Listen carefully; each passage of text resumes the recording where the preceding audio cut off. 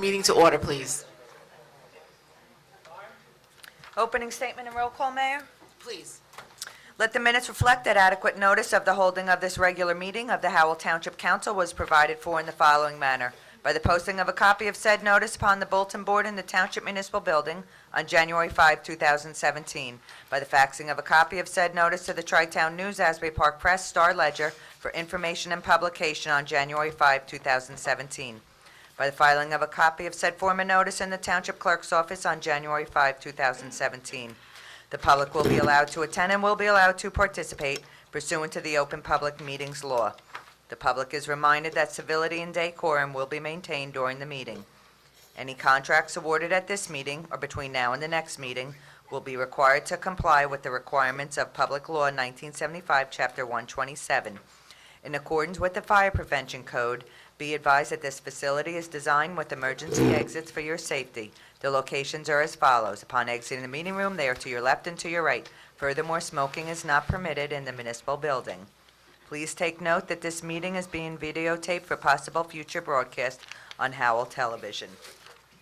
Roll call, Mrs. O'Donnell. Present. Mrs. Smith. She's not here this evening. Mr. Walsh. Here. Mr. Nicastro. Here. Mayor Berger. Present. I would like to stand to say the Pledge of Allegiance, please.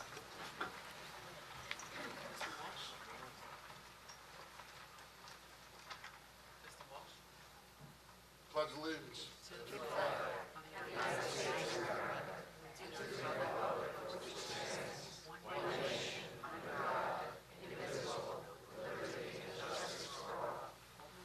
Please stand for a moment of silence.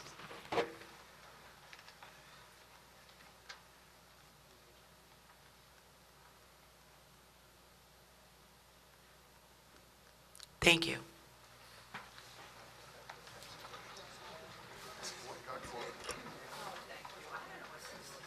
Good work on that. Work on that. I would like a motion to approve the minutes. I'll make a motion to approve the April 4th, 2017 minutes, regular meeting, executive session, and public release. Second. No, it wasn't. No. Roll call, Mrs. O'Donnell. Yes. Mr. Walsh. I got to abstain, I was absent. Mr. Nicastro. Yes. Mayor Berger. Yes. Are there any reports from the township officials? Nothing tonight, Mayor. Is there any reason to go into executive session? There is not. Thank you. I have a report, Mayor. Please. Additions that have been placed on the agenda from the preliminary to the final agenda include Resolution 9A1, authorize temporary emergency appropriation to increase the 2017 temporary budget. Motion 9B1, accept resignation from Environmental Commission member Bernie Gurnay, and appointments to the Environmental Commission. And that's all I have this evening. Thank you. I would like to open this up to the hearing of the citizens and public comment.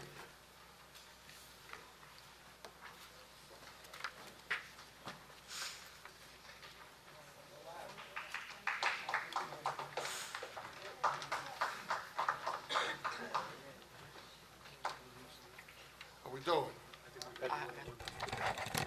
Make sure the green light's on. Yeah, Les? that's it. Is the green light on? Sounds like it. It sounds like it. Yes. Les Spindell, 46 West Da Vinci. And the reason I'm here, and I believe the reason that many of the other people are here, is a concern over the budget and what it's going to be doing to taxpayers. I know that you have to balance the effect of doing the right things for the town of Howell, the safety, the other services that people get, but also have to balance that with the burden on the taxpayers. And the increase that was showing of 7.8% over a 2-year period on an average house in Howell is just unacceptable and unconscionable. I hope that you have, in the meantime, found ways to reduce that. And if you haven't, then certainly going forward, before you adopt the budget, I would definitely expect that you're going to put the homeowners' interests in with everybody else's interests here and come up with something that's fair and equitable. Thank you. Thank you.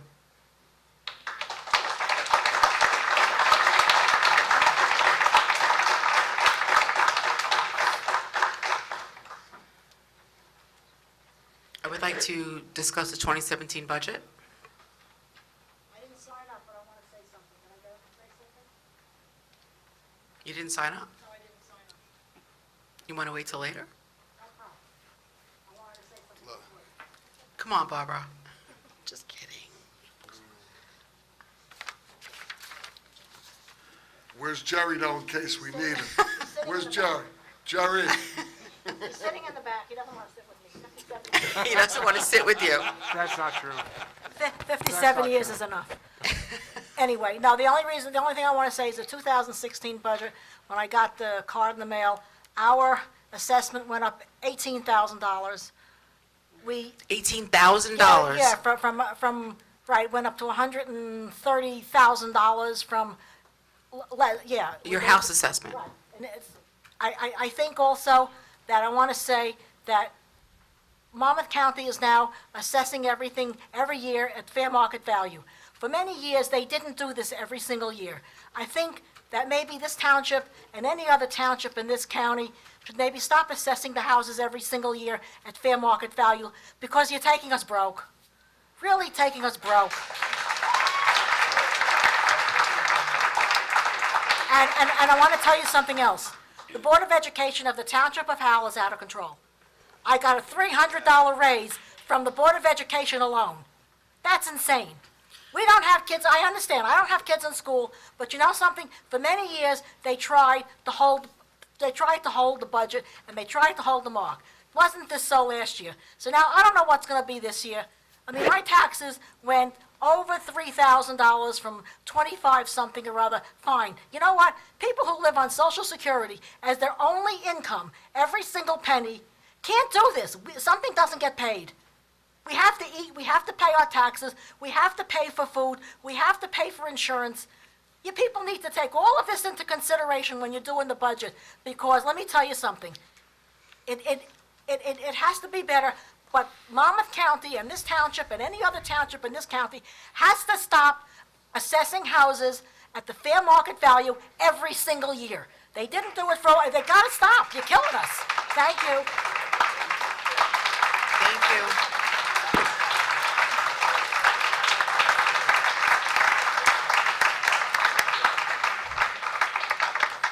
My name is Anthony McGarry. I live at 9 West Fontaine Way in Equestria, and I'd like to thank you for allowing us. How's that? Better. Okay. I'd like to thank you for giving us the opportunity to come here, and I'd also like to thank you for your service to the community. I know it's a thankless job. I've served myself in various locations in different field, chemical dependency. I help people recover from addictions, so I know what it's like to do what you do. But I'm also here to say that, without taking an inventory of your ages, you're all going to hopefully get to the point where we are at this point in our lives. And, you know, senior citizens really need to be respected more than they are. I mean, people are leaving this state. I was born and raised in this state. I love New Jersey. But I don't know if we're going to be able to continue to stay here. People don't know. We don't know where we're going to go. We're on fixed incomes. I've made investments. I've been blessed along my life to be able to stay here. But the taxes are ridiculous. Not just here. They're everywhere. So what I say to you is I put a charge to you, a commitment to you to do for us what we need done. We don't use the majority of the services here. The land we live on probably nets you, I don't know, I'm going to guess at $5 or $6 million a year. That it probably, I don't know what it was when it was an empty land, when it was an empty, whatever it was, swamp, West World or whatever. So the builder made a good deal. You guys made a good deal. You invested money in there, but you know we need to be given some consideration. And I don't know if you know what the tax rate is yet. I don't know if that's been set. But I know you're setting a budget. It's kind of like, to me, it's kind of backwards because you're setting the budget before you know what the tax rate is. And that leads me to believe that all that's going to happen is you're going to make the tax rate balance the budget. And that means pass down to us, right? So I'm going to ask you today to consider our position as senior citizens, people that serve this community and country. I'm a veteran of the United States Army. And and we've done this, and I'm sure a lot of my counterparts as well. So we need you to trim, get the pencil sharp, trim this budget, keep the taxes down. I've been here a short time, my taxes have done nothing but go up, my assessment has gone up. I'm more than willing to pay my share, but I think you need to really, really put your noses to the grindstone, or whoever's doing their diligence, and sharpen your pencils and get these taxes under control. Thank you for your time. So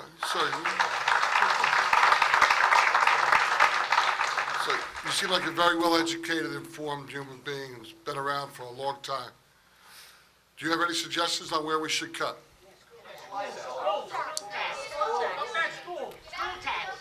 Hold on. Please, Please. I just want to say, please, Yeah. we want to have this meeting, and we want your input. Right. But I don't want everybody screaming at one time, because then we cannot understand or hear you. So if you have a suggestion, you could raise your hand, or you can come up to the mic. Please. And just so you know, we do not have any control whatsoever over the school budget. Right. That meeting is tomorrow, by the way. The school board meeting is tomorrow at 7 o'clock. The Board of Education will be holding their budget hearings tomorrow. So, And I'm going to say, I encourage each and every one of you to go to that meeting. Well, to answer your question, Yeah, but we are the tax collector. right, That is what we are. We are the tax collector, and we are the tax disperser. Okay, we do not, how much is the taxes to municipal? 16.7? Is that about the number? 16.7% of the taxes you pay come to the municipality. Okay? 100% we collect, but we disperse the rest. It goes to the county. It goes to the schools. It goes to the regional high school district. It goes to the fire district. Right. It goes to Preserve Farms. Okay, it goes into different places. We are just a collector. Don't anybody think that we have control over 100% of the tax dollars that you pay.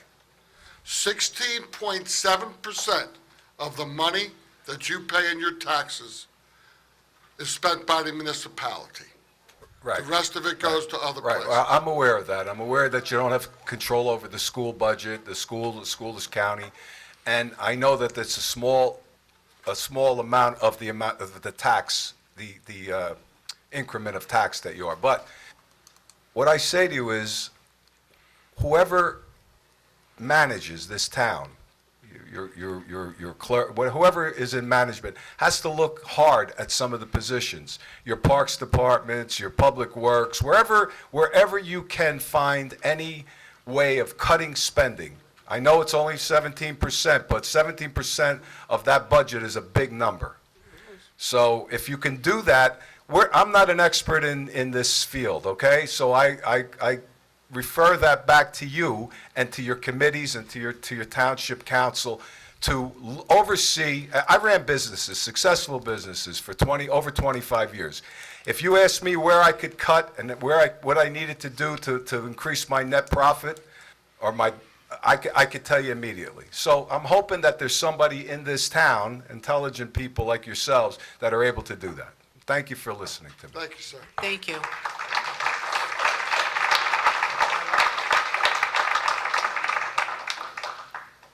Hi, yeah, I just wanted to address Please 16%. give your name. Hi, and address. Bernard Schreier, 48 West Da Vinci in Farmingdale. Thank you.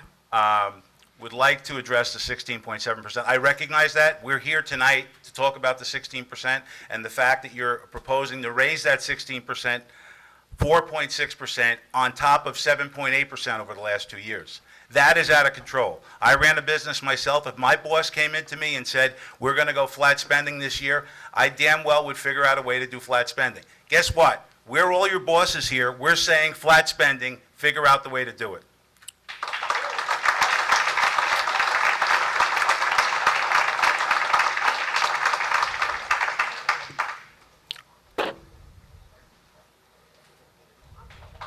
Paul Dorado, 27 Firestone Drive.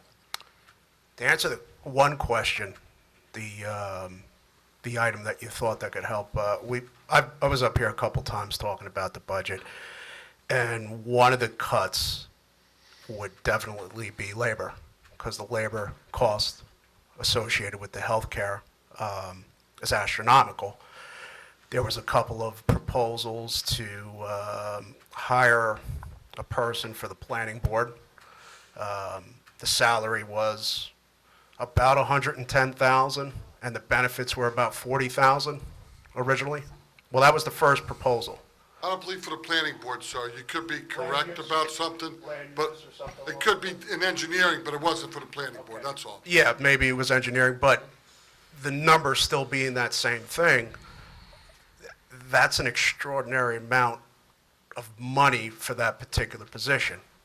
For the fact that when you have a town that, in most towns in New Jersey, the state of New Jersey, are running in a deficit, there has to be cuts along those particular lines because your costs are going to continually go up. I would propose maybe instead of typical government spending, where we just look at what we did last year from the budgeting from department to department, that we go to a zero-based budget. Which is what we do. Well, then why, when you look at the original figures from the original thing, why are specialized expenses the same every year? Because when we go through the budget, we'll explain that, but there are non-discretionary items in the budget. For example, you have your insurance, your pension costs, things that are contractual. So those typically rise at the level every year at a certain percentage. But I assure you that we will go through this budget. We'll go line by line if we have to. Right. And everything is going to be explained where the increase, the 4% increase is. And what you're going to hear is that it's really not on items of new hires or anything like that. Right. The majority of it is non-discretionary. Right. Sorry to take up some of your time. But if it was typically a zero-based budget, there would be some sort of decreases across the boards on the initial proposals. That's not being done. Each department is basically submitting what they did in 2016 or the prior year and increasing it from that particular thing, whether it be an office expense. There was $60,000 worth of copying expenses, miscellaneous things that all add up. I understand the salary, the pensions, your state mandated that you have to pay health insurance. But if you look at it long-term, what your expenses are and what your ratable's collecting, it's not sustaining at all. I mean, we have a problem with that, as we do in the state of New Jersey. But how, I've been right? saying it for 12 years, okay? And I don't disagree with you. I've been saying it for 12 years. It's a non-sustainable Ponzi scheme in the end. And at the end of the day, there's no way to pay the pension, the health care, and all the costs that this state has put on us. Well, I'm not going to talk in the microphone. Everybody can hear me. You have to. All right, You can all move right. it up if you like. Okay. Not used to so many people being here, but, yeah, well, that's where the cuts have to come from, though. You have to cut to sustain that. If you know you have that dollar figure and the debt, the cuts have to start now. I mean, if you understand, Mr. Walsh, you're in a business. I mean, if you have more expenses than profit, it's doomed to failure. But Mr. Donato, you're limited. Dorado. I'm sorry. It's okay. You're limited on statutorily what you can cut. Yes, So I understand that. we could have a discussion on, do you want to cut police officers? We could have a discussion, do you want to cut senior services? There's all these services that we could discuss. I would never say cut anything essential like the police or the EMS, but the non-essential employees. Some are non-essential, what you may think is non-essential is statutorily required. So I don't know what you have in mind. I would love to engage and see what you have in mind, what you would suggest to the council that we cut, but you're going to be surprised that it's not as much as you think we can cut, because statutorily, and until Trenton changes legislation to help municipalities, this is what we're facing. But there's really not much to cut in a township. Well, if we don't cut, then there has to be a thing where we raise ratables. We can't pay more property taxes. Correct. And since 2013, that's what this town has been seeing, is an increase. The economy has gotten a little better over the last 5 years. So you see commercial ratables coming up. You have the BJ's, the movie theaters, the ShopRite. So that did bring in revenue. And over the last 5 years, you have seen a tax rate decrease in the township. The tax rate, ladies and gentlemen. Please. We sometimes know that the facts and the truth are hard to digest, but they're the facts. That in 2013, the municipal tax rate was 457. In 2014, it was 448. 2015, it was 398. In 2016, it was 399. And this budget is proposing the same tax rate of 399. Those are the facts. Please, I'm going to ask you. And I understand about assessments. However, we don't control assessments. If your house goes up, that should be a good thing, because when you sell your house, you're going to be good. Well, that's If not you- true.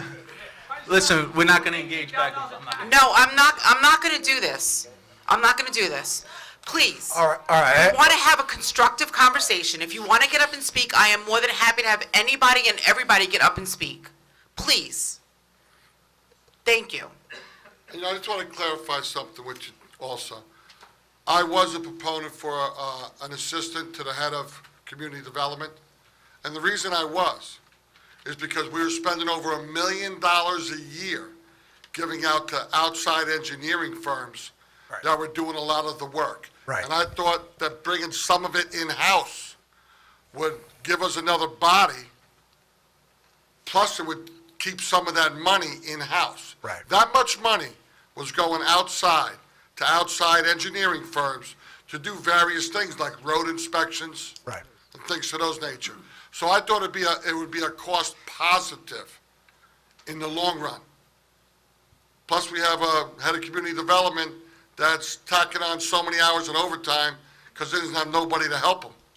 He's putting in that many hours. Is that correct, Mr. Mayfield?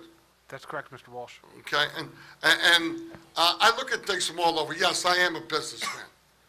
Okay, I understand. Okay, but I'm also not faced with some of the things in business that I'm faced with here.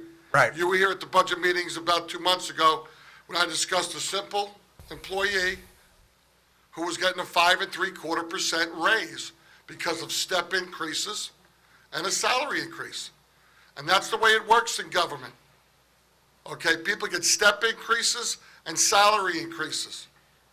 That is the way it is. I didn't invent the system. It's a system that is on us. And it is not sustainable. Okay, I just spent time with a retired fireman who moved to South Carolina. And he said, Bobby, I moved there because what I'm getting as a retired fireman, I can live a comfortable life in South Carolina. I was scratching paycheck to paycheck to stay in New Jersey. Right. And it's just going to get worse. Okay, and I don't know exactly the answer. I mean, if you knew some of the things that were asked of us when we started this budget process 8, 9 months ago, I mean, they wanted us to raise the budget $3, $4, $5 million. The manager and department heads cut many things. Right. The governing body has cut many things. And I'm willing to listen to anything. I mean, last year, about a year and a half ago, we discussed moving the dispatch from the township to the county. And this room was filled with 400 people saying not to do it, and it would save us $600,000. Now, if I asked the people in this room today, do you want to save $600,000? I would bet I'd get a resounding yes, okay? But the people in the room that night wanted to spend that $600,000 and keep the dispatch in Howell. So these are choices we have to make. And sometimes it's dollars and cents, other times it's the needs of the people of Howell Township. I'm willing to listen to anything. If you tell me we want to cut $1 million, I'd have no problem saying to the deputy mayor, councilwoman, the mayor, and the manager, let's find $1 million in the next 48 hours. But with it will come some loss of services. It will come some loss of services, because you have to cut bodies, Right. okay? So, if anybody has any solutions, I'm all ears. But solutions, not just we're paying too much taxes. Right. So am I. I'm a taxpayer, I live here. I don't have a child in school either. and my taxes are $17,000. And I do not have a child in school in Howell Township. Okay? I do understand that some of the taxes that are paid are what my home is worth what it is. We do have a great school system.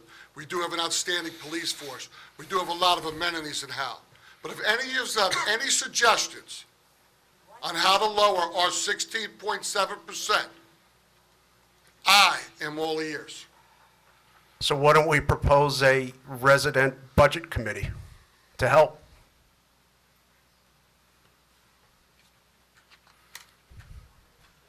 Might be a very good idea. We've done it before. We've done it before, and I'd do it. And I'd volunteer to they've do had it. some good ideas. I know Okay. you would. I definitely would. Yeah, I understand, we're all taxpayers here, nobody wants to pay taxpayers, but we can't have the, I understand what you're saying. I'm not educated in the government part of it at all, just looking at it pure numbers. But if it's not sustainable and we're having this negative, what plan do we have to get it somewhat?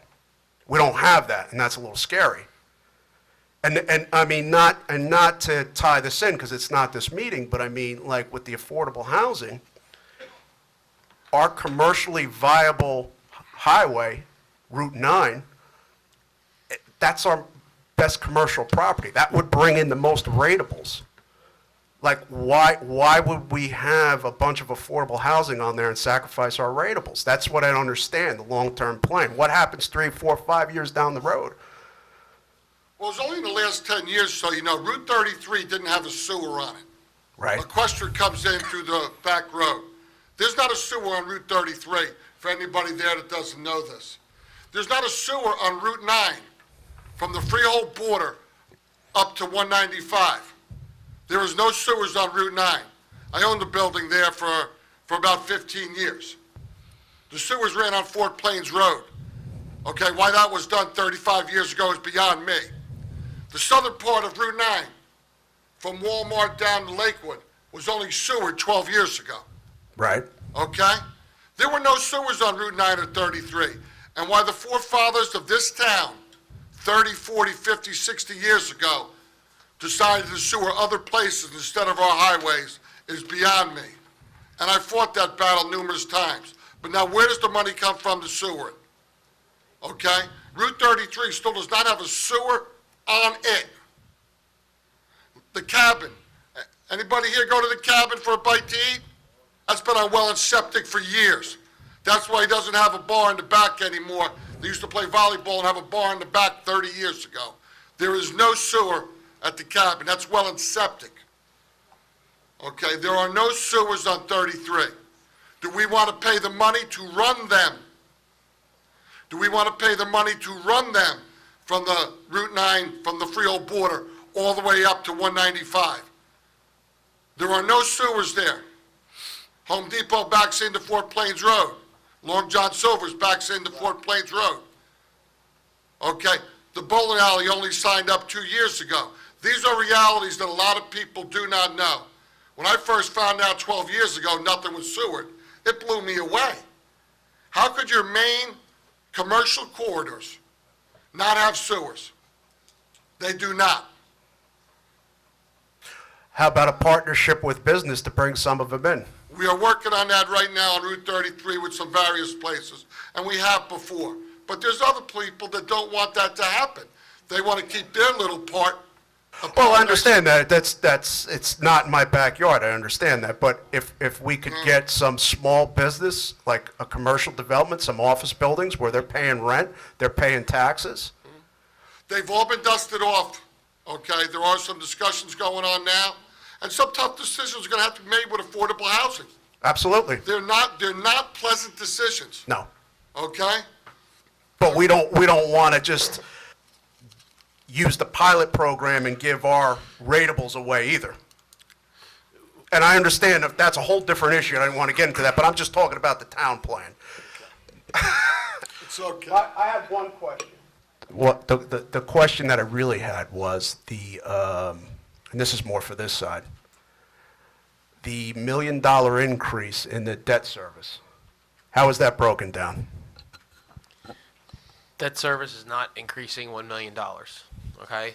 The debt service appropriation, total debt service is increasing $517,000 in the budget this year.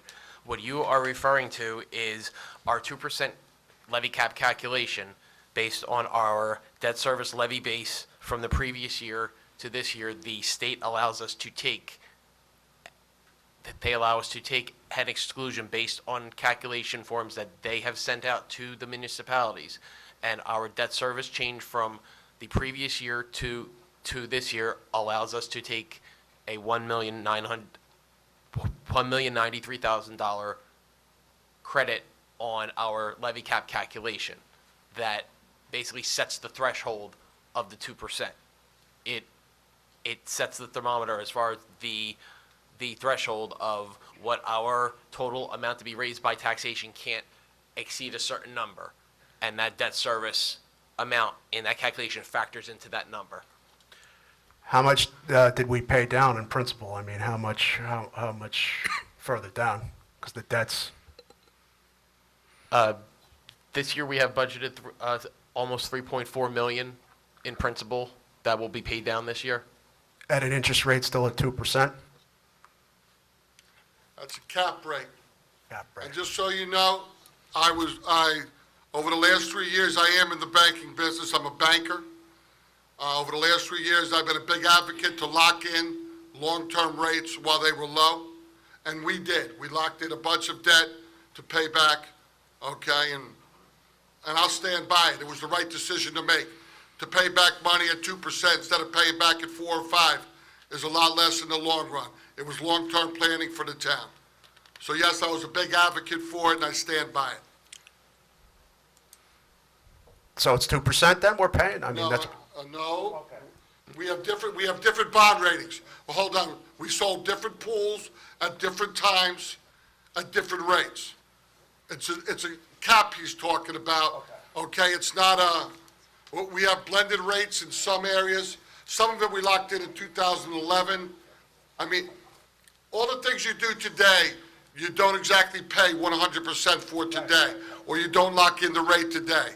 Okay. You're allowed to float it and do a ban, which is a bond anticipation note, which is a lower short-term rate, but eventually you have to lock it in at a fixed rate. Right. We locked in some money in the last few years. At very okay, low rates, while right. interest rates were low. Right. And yes, I was a big advocate for it. okay. Oh, that's it. I didn't know if somebody else was here talking. Thank you very much. Thank you.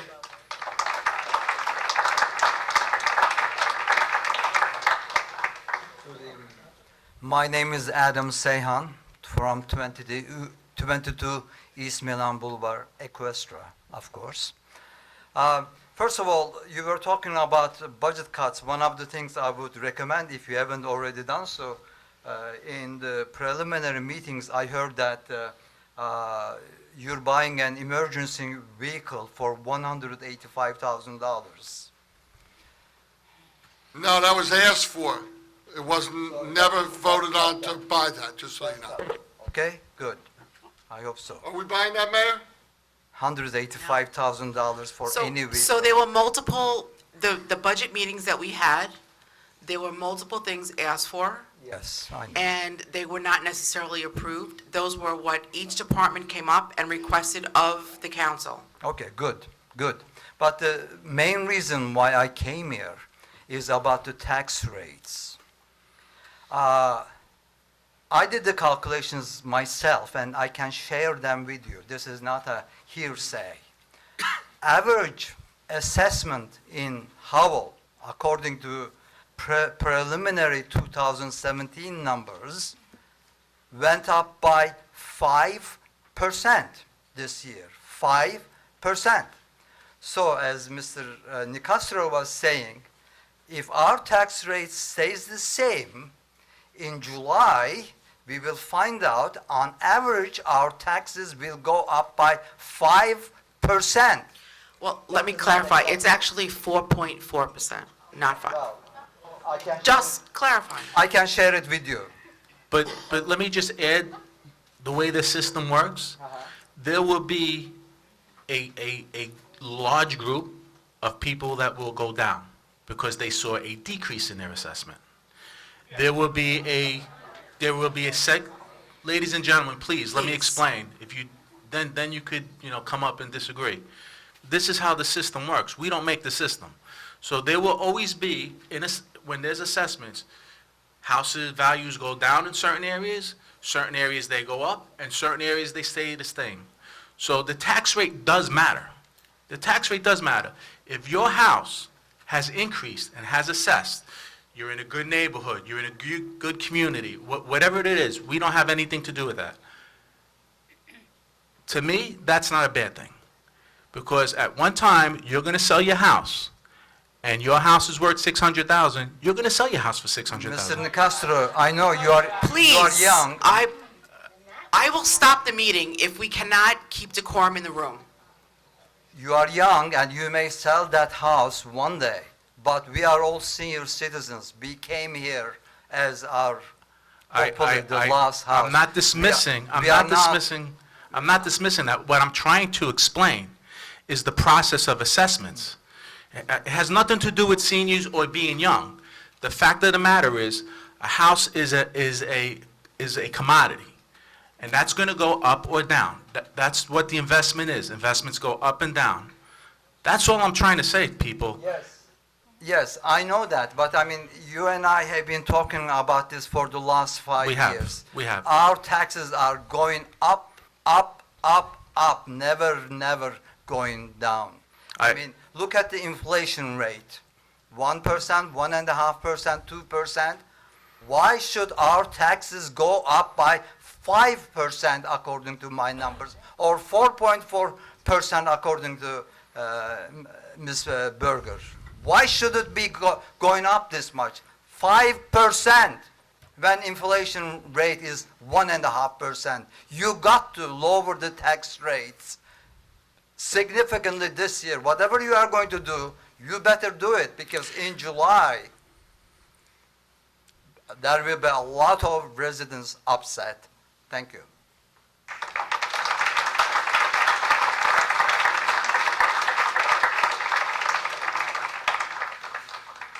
John Schlag, 14 West Chaucer Lane.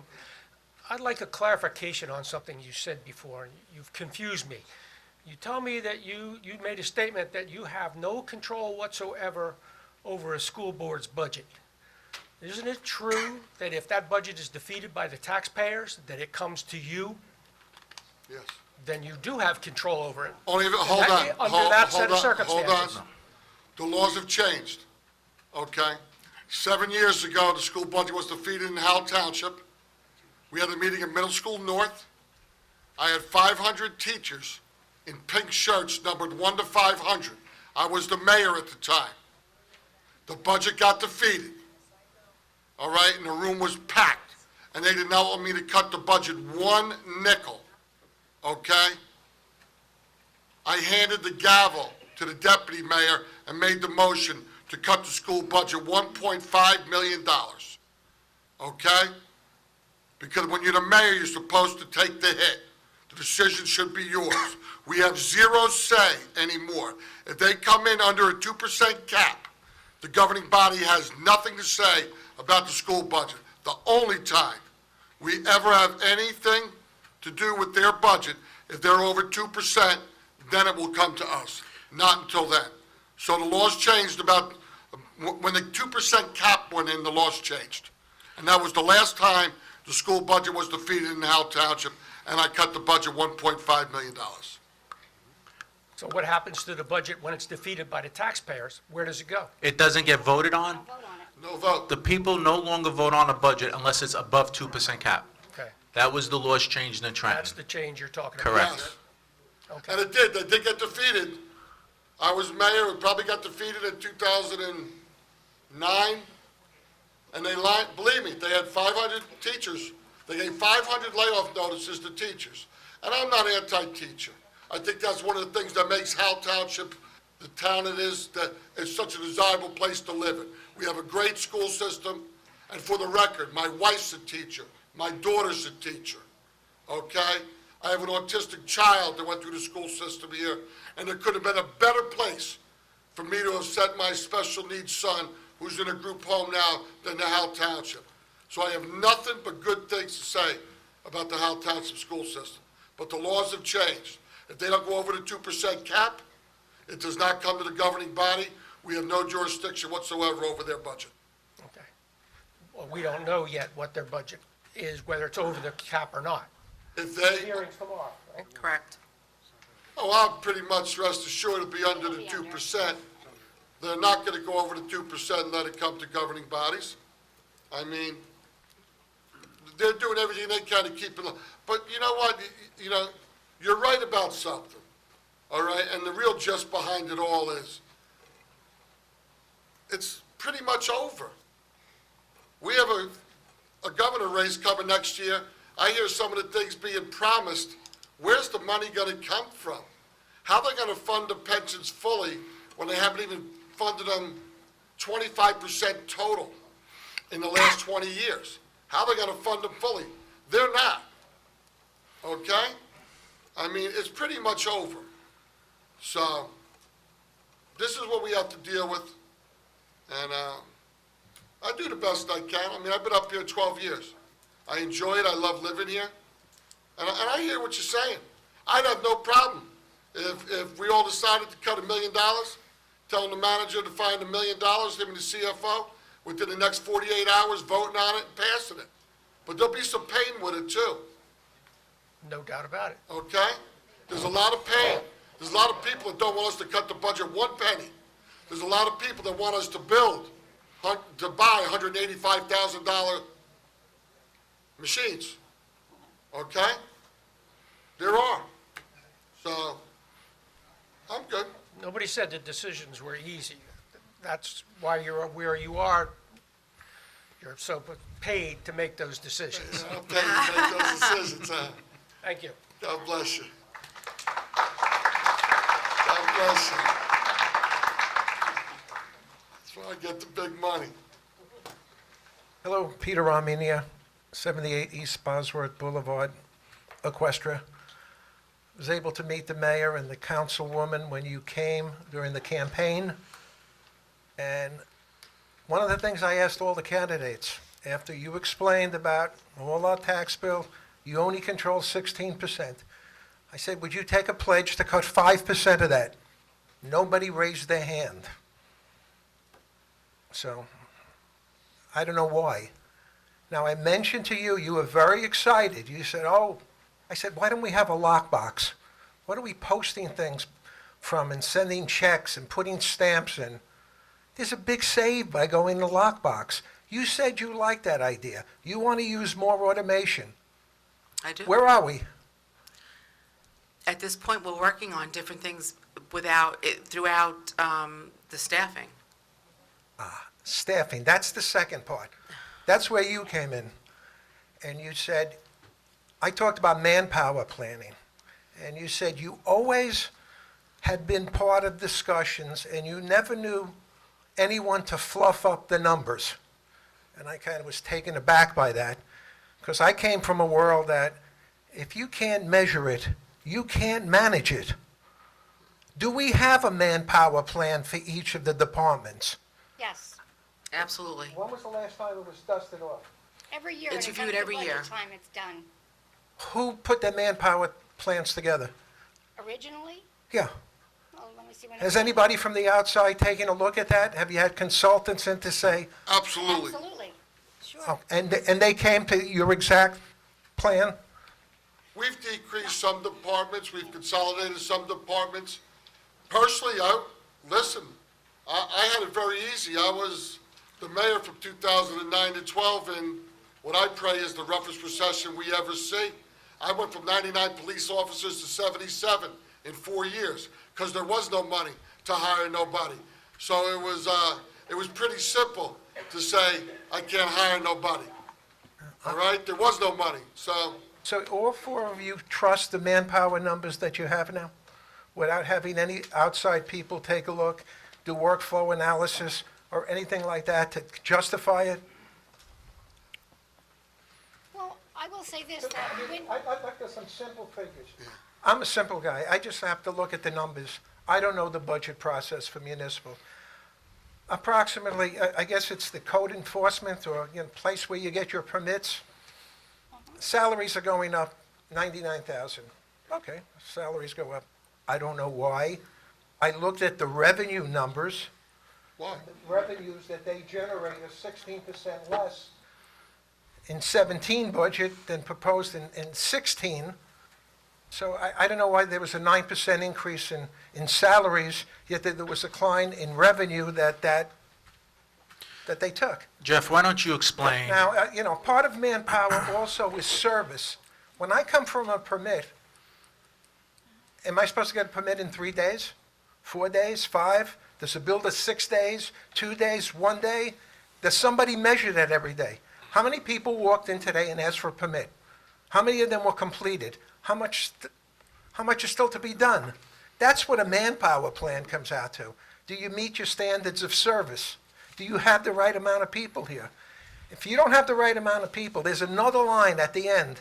It's called pension liability. That's going to continue to grow and grow. You have to do more with less. You're in the private world. You live that. I lived it for 50 years till a few months ago. Always did more with less.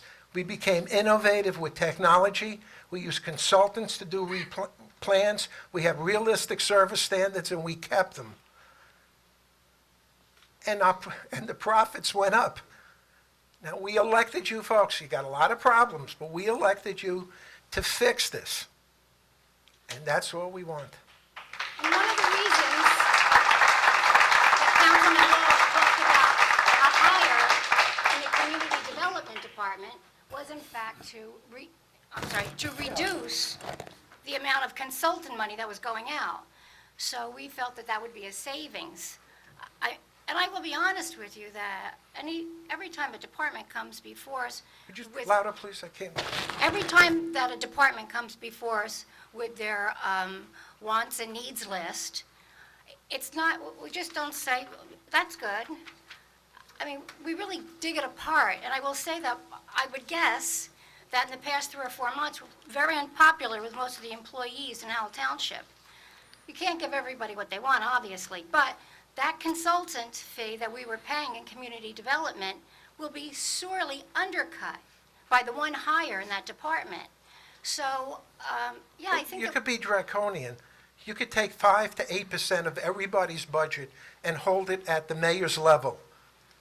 And when somebody goes over, they need something, they have to plead.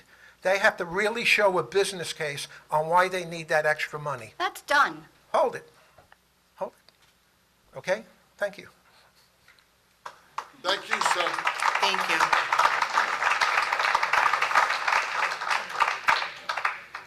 Hello, Mayor, how are you? Hi. I'm Charles Galetta, 8 Green Tree Court in Howell. I'm a retired police officer from New York.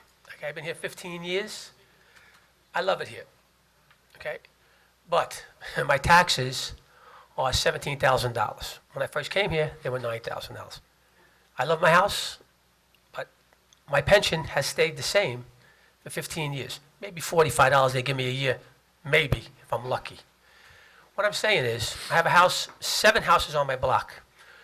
3 houses, last month, people just walked away. Walked away, left the house empty. That's $60,000 in taxes that are paid to you, are gone. Now, this man said, you can sell your house for $600,000. Once they hear the taxes in Howell, they don't want the house.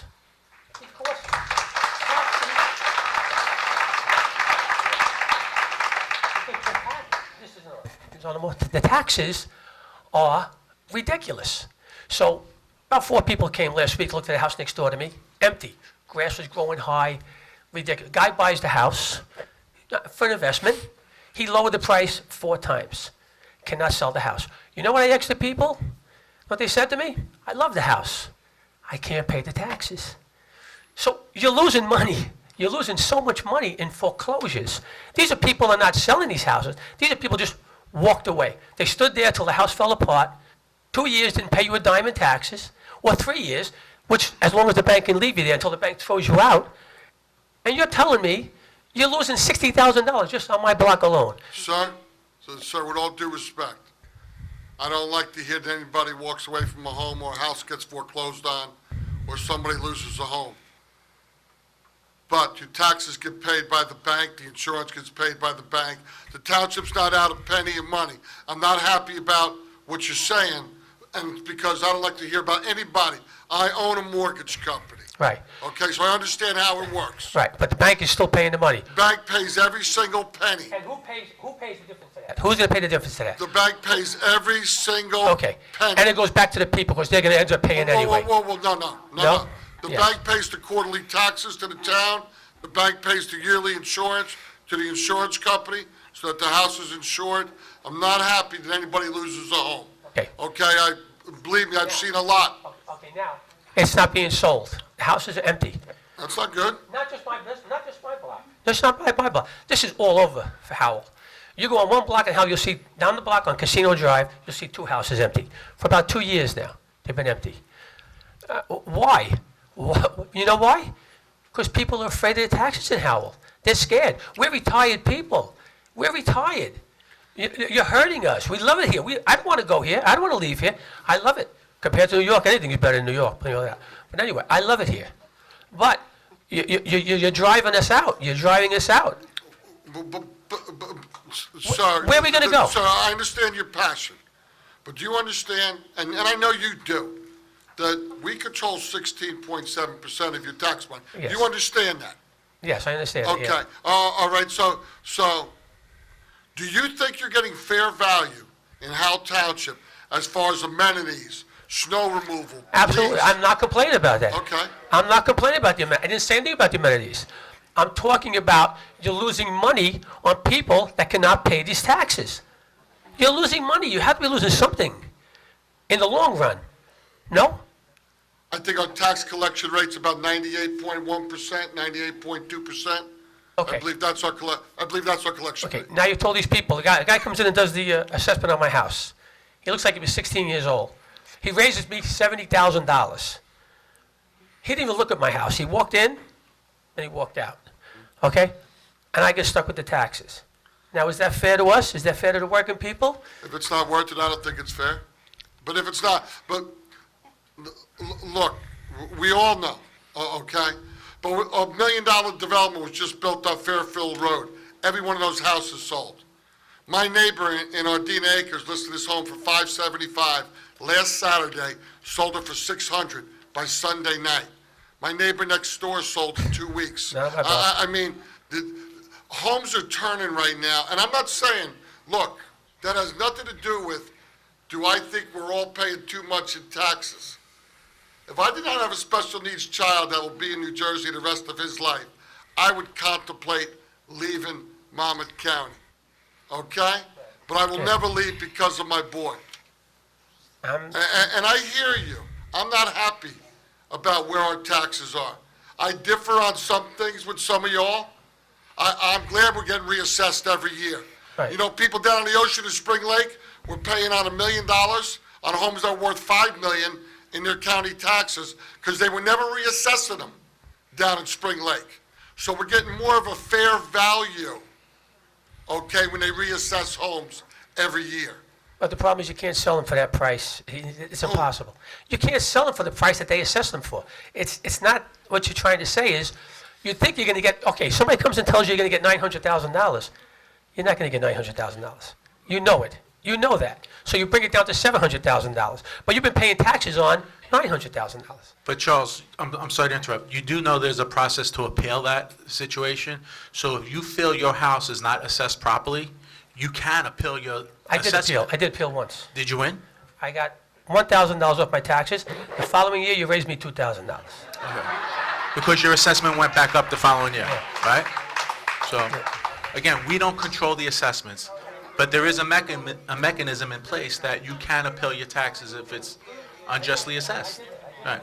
And I end up paying $2,000 more the next year. And I called him up, and I said, well, why are you? Well, he said, well, I'm not going to pay it. He said, well, if you don't pay it, we'll just take your house. I said, so what am I supposed to do? have to pay the tax. Listen, I love it here, I got no complaints. I just need it, even if you stabilize my taxes, you know what I'm trying to say? Even if you stabilized it for me, but you don't. You don't, you just keep going and going. And the school, I don't have a kid in school for 15 years. I'm not complaining, I understand the schools are the best, but I don't have no children. I'm paying, if you look at the bill, the majority is my school. It's the schools. And a lot of elderly people are retired, they have no kids here. I don't think any of us disagree. The problem really lies at the state level, and you hear it all the time, that they're talking about real tax reforms and fair school funding. But until that takes place, until the people of New Jersey get pissed off enough and change what's going on in Trenton, it trickles down to us. We're dealing with, you're really dealing with pennies. I mean, it's a lot of money. I'm not dismissing. Again, we're all taxpayers. You know, I pay $12,000 in taxes, so we're all paying it. I'll reassess his house. But the truth of the matter is, this state has a problem, Yeah, and it really starts at the top. right. But what are we gonna do? Well, what can we do? Well, somebody's gotta do something, because you're If the killing things it. that happen next year that are being promised out there, we're gonna look at this year, and I've said this for a long time, people. I've been up here saying, we're gonna look back and saying, these were easy decisions. I mean, Okay, we're fixing for a lot worse decisions that are coming soon down the road. But I don't want to get banged in the head. You know, I can't do this. One year I can't do this. I have to keep cutting things out. Pretty soon I got to sit in the corner of my house. I can't do nothing. Because I can't spend any money. I'm on a budget. No, we people are on budgets. You know, the You know that. the FBI statistics, this amazes me. FBI statistics say that the size of Howell Township with the population recommends that we have a force of 101, Mr. Mayfield? I think it's 140 the last I saw. I'm sorry? It was 140. So, 140 what? police officers. Yes, I love these police officers. They're very No, good, by the no, way. but hear me out. So they recommend the best. I'm not saying that. They're the No, best. no, I don't I'm not, disagree with you. don't give in to no police officers. But there's a- Nobody's arguing. Nobody's No, arguing. no one's, but 140 police officers, there's a cost factor to that, correct? Absolutely. So, I'm paying my taxes for that. That's why I pay for them by $17,000. And how many do we have, Rob? 86.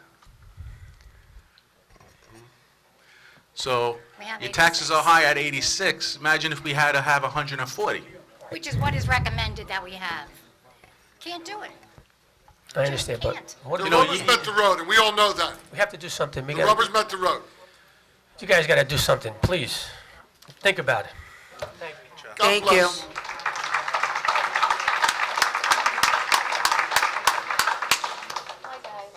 We're here because we're angry and we're upset, and we come from an adult community, and I feel like we're being targeted. Mayor, Jackson, Mayor, the name, adult address. community I'm was sorry. targeted. Your name and address, please? Sorry, I'm Ellen Dean. I live on 18 West Da Vinci. We're Thank you. angry. We have people that are retired, and they're going into their retirement just to pay the taxes. So what's going to happen? They're going to be homeless, so you're going to have more homeless people? We are trying to explain to you that we feel that we are being targeted in this with the tax because you're going for us. Could you please explain that? Well, I think because we're a new community, and I'm sorry, is it Equestra? yes, most of us are here from there. So I've been there 3 years, and the taxes have just gone up.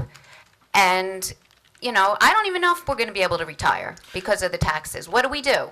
But We're here for you to help us. We're asking for help. That's why we're angry, because we're asking for help. That's all it is. Do you We want you believe- to help us. Do That's you it. believe that the taxes have only increased at Equestra? Yes, big time. You believe it's only at Equestra? So I can very clearly say personally that my taxes have increased annually, and I don't live in Equestra. Okay. I do not live in a development. Okay. I live on a single piece of property. Uh-huh. So I just want to make it clear that Equestra is not the only piece of property or the only development that taxes have increased on. Okay, We've but a lot of all are retired. We have all experienced an Okay. increase in taxes. But a lot are retired Understood, also. understood. You have to take that into Trust me, consideration. I cannot retire until I'm like 70. Okay. So, understood. But please, I just want to make it clear, it's not only Equestra where the taxes have increased. It's township-wide. I've heard a lot of adult communities have been being hit by higher taxes. My parents live in one, and one in Jackson was being hit where they called Eyewitness News to come out and help them. So, just letting you know that I feel that they're going after new communities of adult communities. They're going the taxes. I'm going to say that some I of hope the not. adult communities have not been assessed at their true value in the very beginning, and then as the communities aged a bit, they were assessed differently, and so that's why the taxes in those communities have increased a little bit more. Mm-hmm. But trust me, all the taxes and everybody at this dais and everybody in the room has been increased.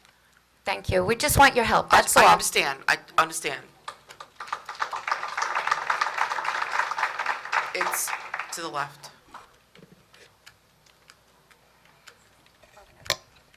Good evening.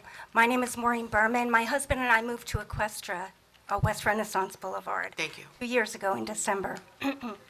As Homeowners Association Vice President in Ocean Township, where we lived for 20-something years, I interacted with the town council there quite often, attended meetings, and I thank them for their service because this can be contentious. And so I thank you as a newbie. I thank you for the work Thank you you. do for the community. Also being from Equestra and seeing the taxes increase and hearing you say it's from the top down. I do know in Ocean Township where we lived, they did sharing of services. There were towns that they provided services to, the court, they shared the facilities, so they saved the taxpayers money. I was wondering if there were, Princeton and Princeton Township, they combined and they saved even more than they anticipated tax-wise.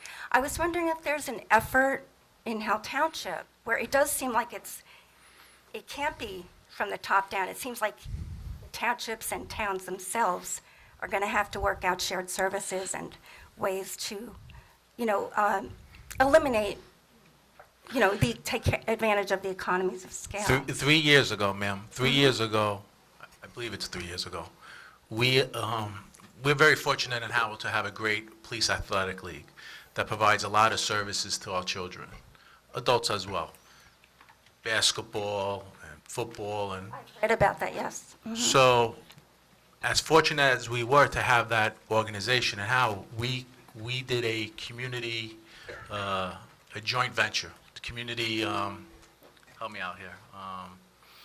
This is a joint venture between the school board, the It's a PAL, shared and the service. governing So body. we eliminated our recreation department at a savings of over 300,000 because exactly of what you said. We need to share services. You know, we have great organizations that create those efforts too. So that was an effort that we did. So clearly, shared services is always on the table. We do shared services with the Board of Education. We do shared services with the county.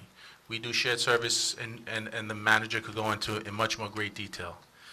Shared services was a great discussion to have in the state of New Jersey, but over the last 5 years, if you read the papers, it really doesn't work. It really doesn't work. Most people You don't know- want to do it. Like Farmingdale, we would love to absorb Farmingdale. Farmingdale doesn't want to pay our taxes. Farmingdale gets to enjoy all the amenities of a large town with a small town feel.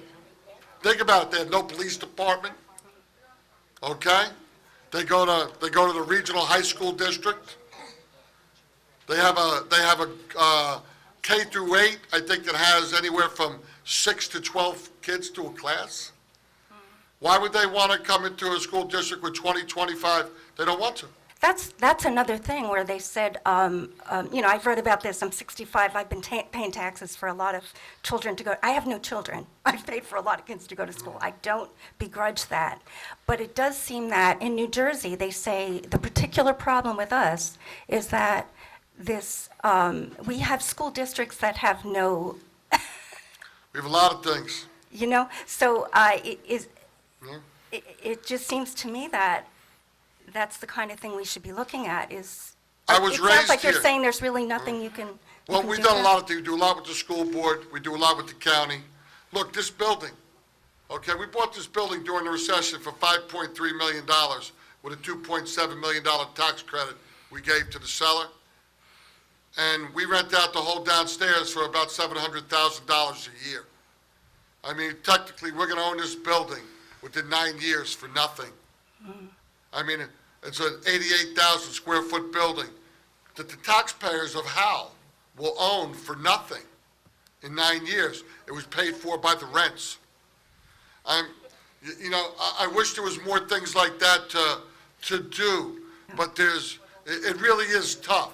I mean, the county has its own dispatch service now, and believe me, it was a very heated discussion. Okay, Howell Township's in the county dispatch, Manalapan's in the county dispatch. None of our emergency services wanted to go into the county dispatch. Not our police department, our first aids, or fire departments, none of them. Okay? Will it save the taxpayers a good chunk of money? The answer is yes. I mean, the rubber's meeting the road where decisions are going to have to be made. And big decisions are going to be put on the table. But you have to remember, when you make big decisions, you also make big enemies. Okay? You really, truly do. It's not a simple thing. No, I understand that. Okay? I mean, sitting there when I had to cut the school budget, when there were 500 teachers in pink shirts, number 1 to 500, it's not easy. I mean, I see them in Acme, I see them in the gym, I see them at the ball fields.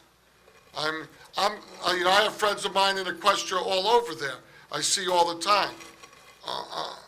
Yeah, we're on a fixed income. We're there. I understand taxes are too much. It's not about the income. I mean, nobody moved into Equestria because they were poor. All right, please. I know. We sold our house and I know, moved but there. nobody was poor. Please. Nobody was poor. Please.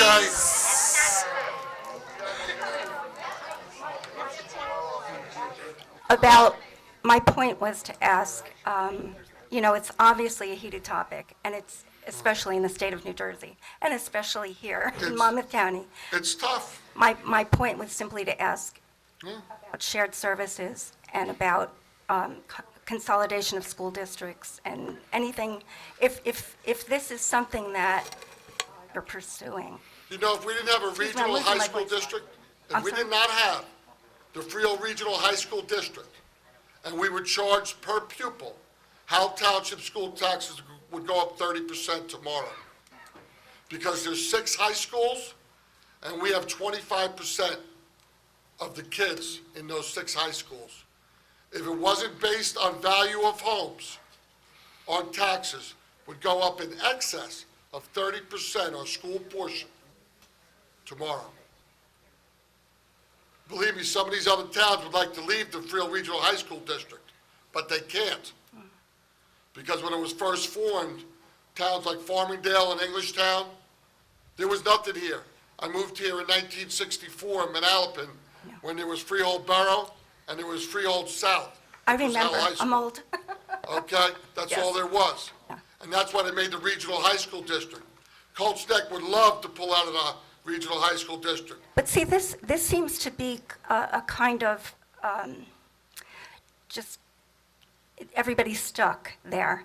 I, as someone with no children, I wonder, is there possibly the consideration of funding schools differently? I mean, sharing more of the burden of the expense of the schools? Talked about it many times, Deputy Mayor. We've talked about it in Trenton. We've talked to our assembly people, our senators. That's all they seem to Okay, do is talk. They don't want to change nothing.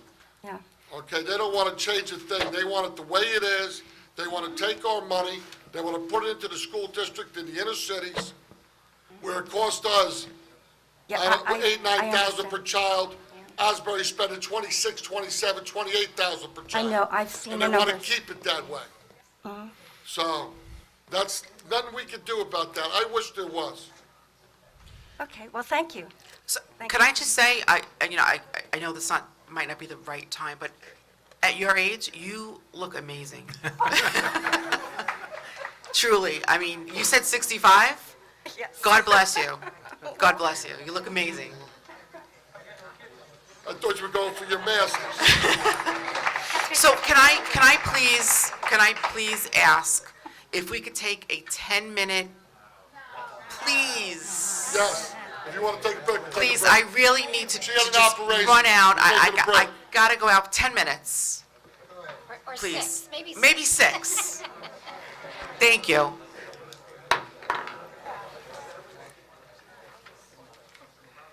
Sir, please, you are about to speak.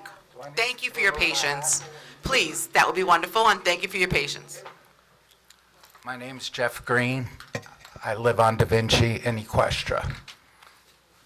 Before I ask my questions, the woman before me asked or mentioned that she felt we were being targeted in a community. Comments like you made, nobody's hurting that moved into Equestria. Excuse me, yes, that is what you said, is the reason that comments like Alan made, I think it was uncalled for. And hopefully, if you had an opportunity to say it again, you wouldn't have used those words. My question is, Equestria does not use, we have no police presence. We have our own snow removal. We have our own trash removal. Why is it? Now, I understand taxes. But why is it we're in the same rateable, this higher rateable, as others when we're not utilizing these services which come out of your budget, not the school budget? So Mayor, if I may, let me just explain it to you. Have you heard of the Kelly Law? No. Okay.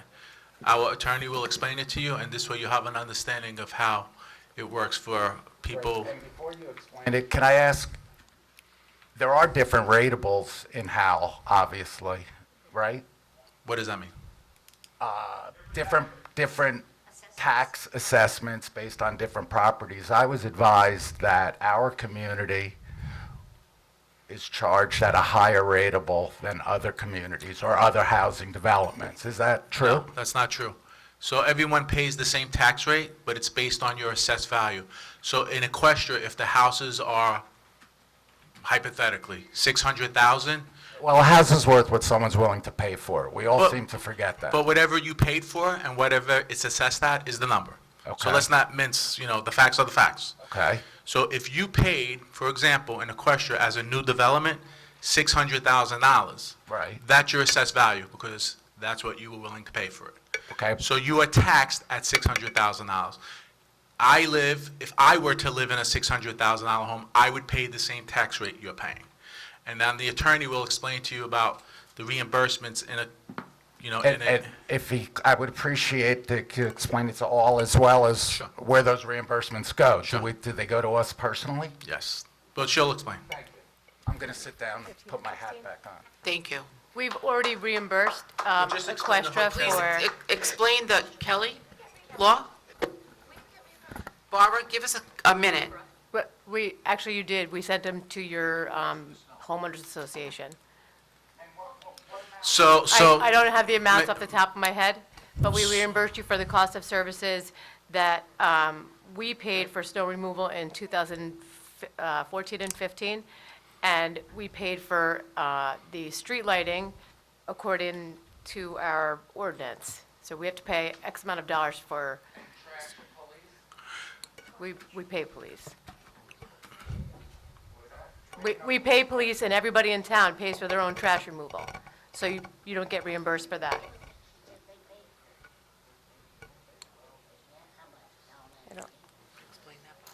I've actually spoken with the attorney for Equestria, whoever is representing the HOA. On multiple occasions, they have the draft agreement. They've. No, no, no, it's not the builder. The HOA, yeah. So I'm just actually waiting. McKenna, just, if you may, the Kelly law says that everyone who lives in an association is Well- entitled to the same services as I pay that doesn't live in It's it. a qualified private community, so So, some communities qualify, some don't. we pay for streetlights, you're entitled to get reimbursed for the streetlights in Equestria. You are entitled to get reimbursed for snow removal because everybody in the town receives that service. But it's at the cost of what the township pays. That's exactly right. So the difference is in a lot of homeowners associations, they feel that because of the community, they want to use their contractors and receive the level of services that those contractors. We reimburse at the same level of what we receive. So for example, we do the snow removal in the villages. They have an option to hire their own people, but they only will get reimbursed at the cost that it costs the town to do the services. And as the attorney said, it does go back to your homeowners association, and they're supposed to either Probably decrease your. decrease your homeowners fees. association rates or stabilize them. So I would ask your board, if you're not familiar with that, how much you're receiving back in your HOA from the township. And in fact, I think in June of this year, no, in June 2017, we will issue another check for the costs incurred for 2016. So this is happening, you just need to follow up with your HOA. And if they're not getting back to you, let me know, and I'll certainly have them reach out to you. Or I'll give you the attorney's number. Sure. Okay, there are two people I want to, at this point, after you, ma'am, I want to close this session. We've been more than an hour in this session. We need to start with the budget process, so please, Barbara. I just, okay. Mayor, Council, Barbara Dixell, 62A Piazza Vittoria, Freehold, New Jersey. Please understand, and a lot of us understand, that at least 73% of our property taxes go to the school board. That's what we pay. At least 73% of school. We are aware. Okay, that's, for most of us who are on fixed incomes in senior communities, is insane. But I also want to, Which, by the way, we have no control. I'm coming to that. I would like you to make a commitment, the council, to the citizens of the Township of Howell. I understand you have no control over the Howell Township School Board, who, by the way, in my opinion, is out of control and has been for years. I want you to make a commitment, and you've done this in the past, when the taxes have been higher, and I know, Bob Walsh, you did it, and when they got out of control. You have taken this school board, and you've sat them down, and you have read them the Riot Act, and you have held their feet to the fire, that they should be more considerate and do less ridiculous spending, like new laptops for kids and all kinds of other nonsense that they don't need. Listen, people need to write. The kids don't know how to cursive write their names anymore. They'll all have carpal tunnel by the time they're 18. Trust me. But please, all I'm asking is that you make a commitment to these citizens and all of us that you're going to hold this school board to being fair to the citizens of Howell. On your tax bill, the highest number, besides getting an $18,000 assessment, the highest number, not the library, not the fire department, not the regional, not nothing, the Howell Township School Board, $300 increase. Why? That's insane. Why? That question needs to go back to the school board. I understand that, but I'm asking you people also. You're the governing body. You are the governing body. I'm asking you to have a commitment, have them, make a commitment with them, have a meeting, and please, make a commitment to all of us that you're going to sit this school board down. Because I have no doubt about they're going to give this wonderful, great presentation, I'm sure, if it's tomorrow night, that, yeah, whatever, based on a house of $300,000, your taxes are, whatever. But again, all I'm asking, ask them to be fair, and yes, I do understand that the state of New Jersey and Trenton gives a lot of money to not urban areas, but suburban areas. Abbott districts. Abbott districts. They get the most of it, and we get a disproportionate amount that we're supposed to be getting. It's a shame. I wish they could do something to change that, so that maybe things will be a little bit more fair in this state. Maybe with another election coming up, it will be. But all I'm asking you for is a commitment to us that you will sit down with the school board, hold their feet to the fire, $300, the highest number on the tax bill is lunacy. That's all I'm asking for. So if I may, counsel, I cannot make an absolute commitment to you. I can make the commitment that we will discuss with the school board, but I cannot in No, I know that, you're not legally good bound to do conscience. that. You can't do that legally, but it's been done before in past years. Have a meeting with them. The commitment will be that we can meet with them. That's the only commitment that I can make to you. I cannot, in good conscience, make a commitment to you I understand that. that we will decrease their budget, because that's not going to happen. It's not going to happen because you have no control over it, it's them, but try making them understand that Ms. Maybe you Dixon, should join the meeting. how many meetings have you and I attended at the school board, in all honesty, over the years? At least a half a dozen, maybe more? more, I mean, it's not the, You know, and how many times have we spoken public and said the claims you said, and it They goes give in an here and goes out there. We can only enforce what we can enforce. I'm not asking you, you can't enforce anything, you No, we can't cannot. force them, you can't anything. Fully understand that. They're an autonomous body, they have nothing to do with the township. They are autonomous by themselves. But all I'm asking for, have a meeting with them.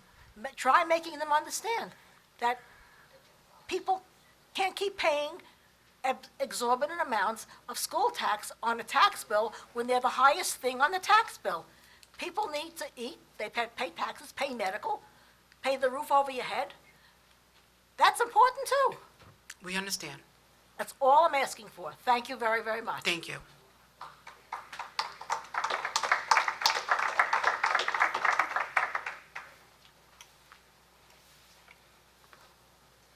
Good evening. My name is Hello. Roberta Van Anda. I live at 17 East Milan Boulevard in Equestria, another Equestria person. I want to tell you, I have been on a school board many, many years.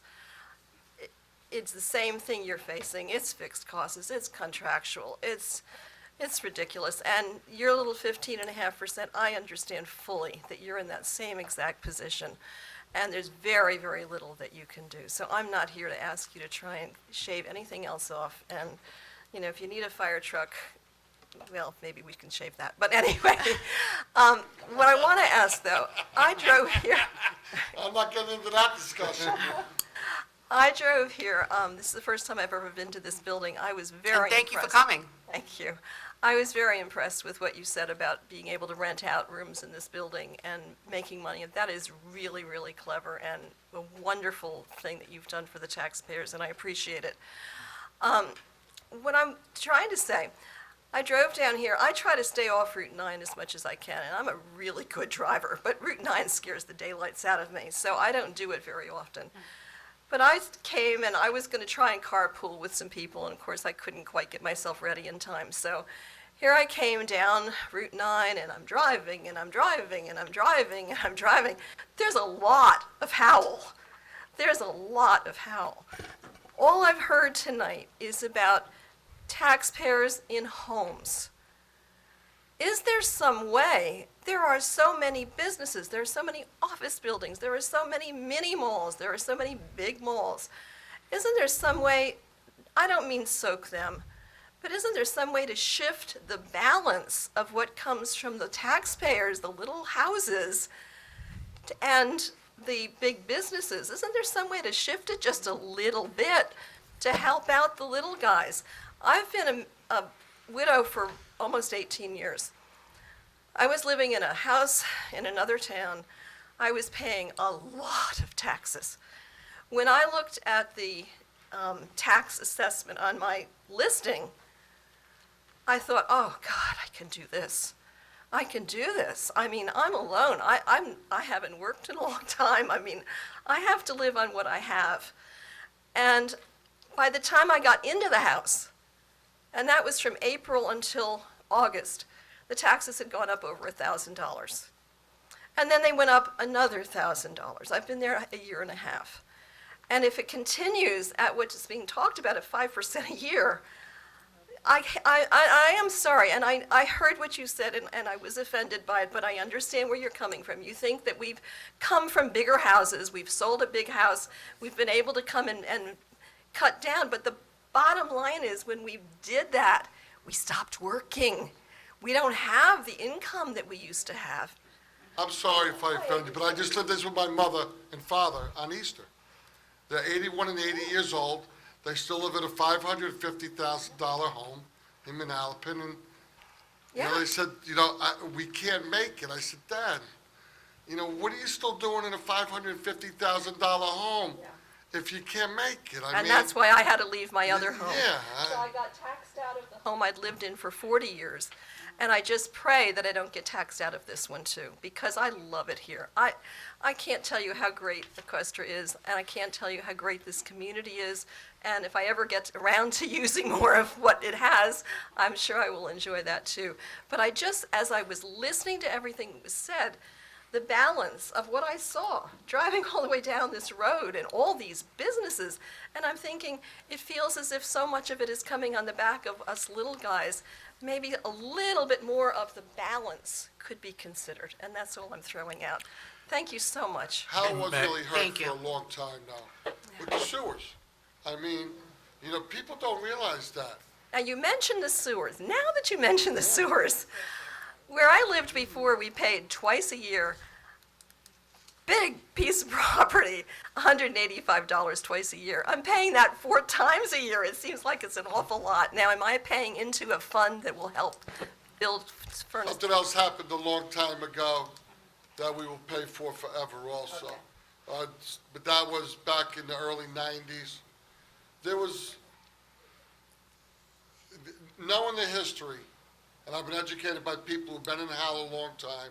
I've been here since 93, and I was raised in Manalapan at 64, so I've done a little bit of homework through my years. I'm sure you have. All right, and things should have been managed different back in the 60s, 70s, and 80s, and they were not. And Howell was behind because of it. Okay, well, I had never even been in Howell before. I sold my house to the first person who looked at it, and all of a sudden I had to decide where I was going, and it was a panic. And I had been told about Equestra. That was the first house I looked at. I said, I could do this. I can live here. I love my house, and I would be devastated if I couldn't stay here. So just maybe that might be an idea to help things a little bit. I may be living here soon. You'd be very happy. You really would be. Thank you so much for listening. Thank you.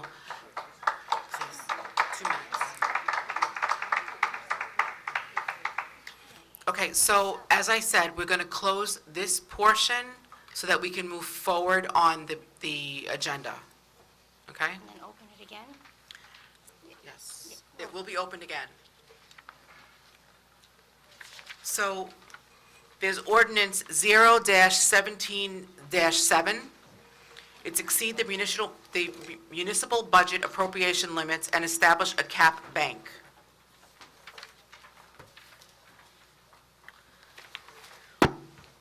Ordinance 0-17-7, introduced and passed on the first reading on 3/21/17, and published according to the law, is now being taken up for further consideration and public hearing. Affidavit of the publication of this ordinance in the Asbury Park Press issue of the 3/24/17 is submitted, and is noted that a copy of the ordinance has been posted on the bulletin board in the municipal building, and that copies were available to the general public upon request. Penny? Mayor, title of ordinance, ordinance to exceed the municipal budget appropriation limits and to establish a cap bank, NJSA 40A:4-45.14. So at this point, I would like to open the meeting to the public for hearing and remarks on, or comments on the final adoption of this ordinance.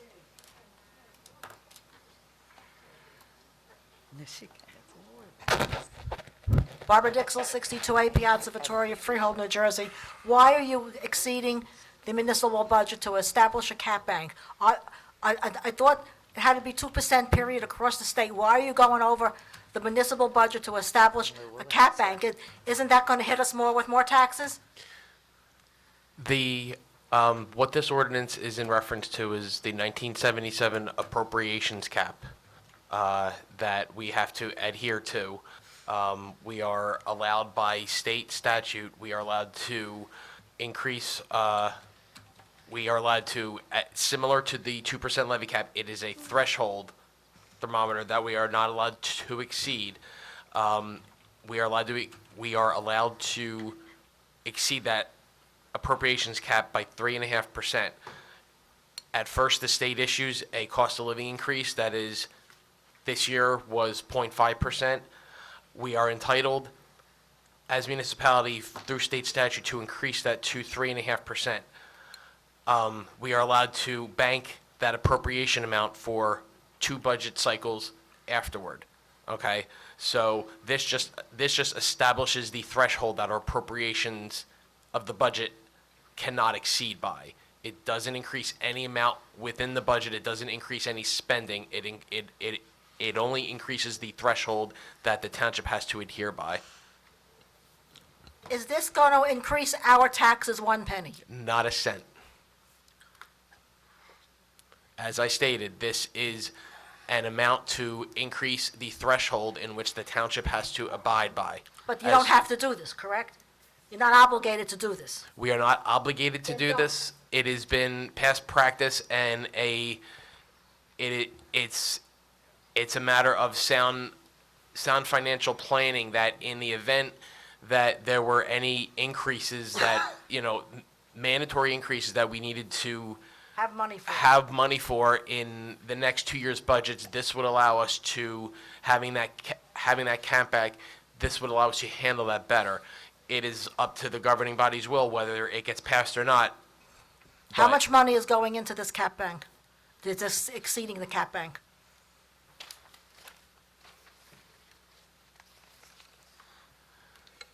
we are increasing the cap bank by $1,074,000. That's a 3% increase on last year's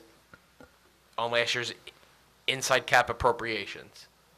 All the calculations were listed in the state budget form that was available at the state And last clerk's year, when you office. increased the excess, when you increased the cap bank, did you have to use any of the money that was put away? None of it. So you still have it there, correct? Correct. It is there out of, Then you'll have another million in there. because those prior year's cap banks aren't available forever. They are only available for 2 years' budget cycles. And what happens to the money after the 2 years? Where does it go? It lapses off. It Just disappears? It disappears. How do you put money in a cap bank, exceed the cap bank, and have the money go bye-bye? I don't understand that. It is a threshold. It is an amount that the state, it's a calculation that we have to abide by the state. So by adding this amount, we are increasing that threshold amount that we need to abide by, okay? If that money, if we don't use it in the next 2 years' budgets, it's not available to, it is not available to the township as part of that threshold calculation. It goes away. It is something that the township is not entitled to use anymore. Okay. Where did the money come from? Cold hard cash, where did it come from? This exceeding the cap, where did you get this money It's from? actually, that's not real money. It's a figure that was saved from prior budget years below the cap that we're allowed to put into a bank In for. other words, it's a hypothetical number? Exactly. Yes, exactly. Exactly. It's not real hard, it's not real cash. Say if we have a superstorm again, Right, like we have a Sandy. place to go in order to get, we're allowed to spend that money. But, okay, so you're allowed to spend the money that would be in the cap bank, Councilman Walsh, and you will have to pay it back? In other words, at one point, I mean, if the money is not real money, and, Anything you spend in life, you have to pay back. well, if this is a hypothetical number, it's money that may have to be paid back at one time. If we have another superstorm, yeah, we would have to use some money. Okay, but. And then we would So have the to- point, yes, Barbara, and is, then the yes. point is that it's a reserve amount of money that we put into a reserve account so that in case the money needs to be spent, we have the ability to utilize those dollars. But It's again, almost like an equity line. Okay, but it's a hypothetical number, it's not real cash. Barbara, It's not being utilized, so it's not real cash. It's real cash when it's used. Barbara, it's like an equity line. Okay. If you have a $50,000 equity line on the home in the villages that you have drawn no money down on, and then something comes up, your refrigerator goes, or whatever, and you gotta draw money down on it, you could draw money down on that equity line. This is like a built-in cap equity line that expires every 2 years. It's not that you roll a million, and have 5 million 5 years later. It That's all I want, expires. fine, that's all I wanted was an explanation, because, That's a great like I say, analogy. all of us are not exactly thrilled with the taxes, so I just wanted an explanation, that's all. Thank you very much. I appreciate it. Thank you.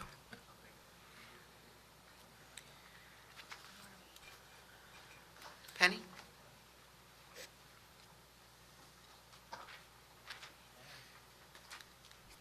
Okay, the mayor will close the public hearing on this ordinance. Mayor? The public hearing portion is closed. Good. And now the council member needs to make a motion, if they so desire, on the adoption of this ordinance. I'll make a motion to adopt this ordinance.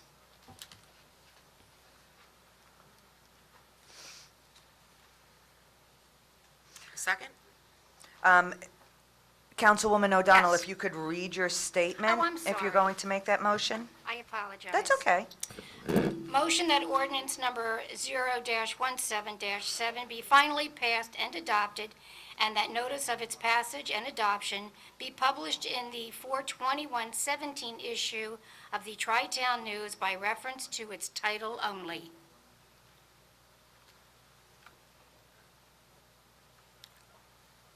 Do we have a second? I'll second.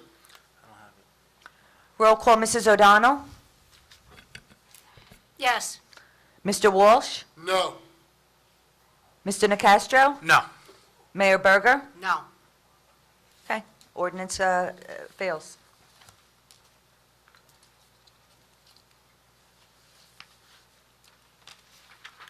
Let's get to work. Where are we cutting? Let's go. Mr. Mayfield, what do you have that we can cut in large amounts of money? If we're gonna have a 0% tax hike, well, how much are we gonna have to cut, Lou?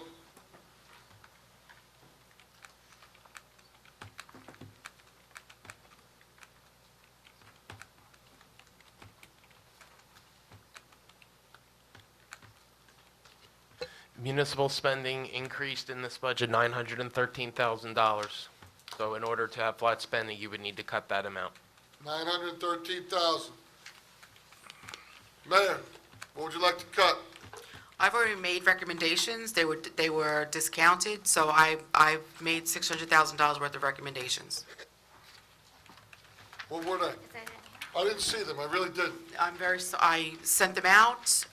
They were discounted by 3 members. Well, they weren't discounted, they weren't accurate, so let's go over Okay. them. That's fine. I don't have them with me. Jeff, do you have them?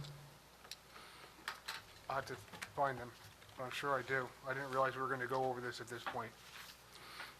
Listen, we don't have a lot of time. Budget needs to be done by when, Lou? Statutorily? Statutorily, it would have need to have been done by this meeting, but obviously, if it doesn't get approved, Can't be We will approved ask- now. Now we gotta reintroduce it, do we not? depending on what is amended with the budget, there are certain thresholds that we would have within the state budget law that would dictate whether the amendment to the budget would need to be re-advertised. Okay, so to my knowledge, we would not need to reintroduce the budget. We would just need to advertise any revisions to the budget should they exceed any of the thresholds that are within the state budget law. If cuts of $900,000 are on the table, I can guarantee you that will exceed Well, it. that'll exceed thresholds. Correct. You have a hard copy? Mr. Mayfield, You have a hard what was I saw an article in the newspaper that police overtime was up 100,000 in the first quarter. Is that an accurate statement or no? It is not accurate. How much is police overtime up in the first quarter, Mr. Mayfield?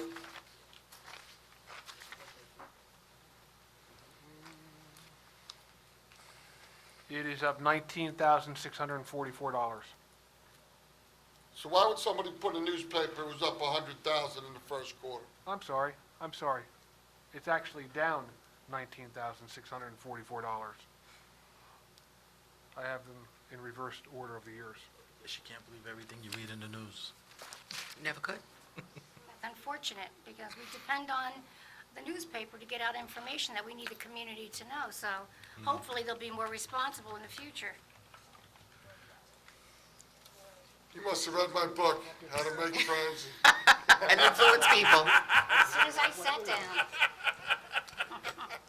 I believe in the recommendations the mayor made. There was some recommendations that were already cut when you and I made the cuts. Yep, So.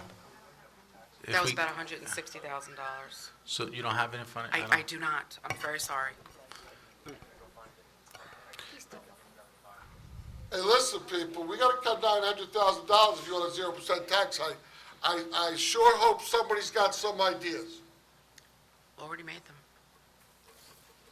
I can go get them. Yeah, let's I let- can make Go copies. get them. Let's get it. We need them. You can do 'em? Okay. Make about 8 copies, Will.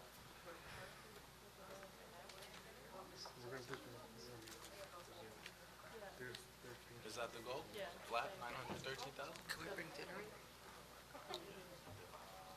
Right, I'm not certain what we're gonna do with this. That was just for the. Doesn't matter. Yeah. I said yes, I did. Oh, I did not. The ordinance, the cap ordinance has to be done. You will speak on it. I'm not gonna be the expert on that. Seriously, dude. That's a little. You need to freaking. It already says that the cap ordinance has to be approved. You know what? Prior to the municipal council. That's Give me a break. Never once paid. Ever. Not me. Never. The guys paid. It's, So did I. They go together. as you should. Well, I'm not gonna overstep. I'm not gonna overstep. But how could, yeah, I'm not gonna. He's the one that says, first you need your cap ordinance in place. What's he planning on doing about it? You playing Scrabble, Evelyn? I hope I had the email still, but I do not. My daughter's emailing me. If you turn up the, Just election. go to the last page. And my daughter get along just fine. Yeah, at 11. What? Transfer motion. Can we order dinner? Continue on with the meeting, yeah.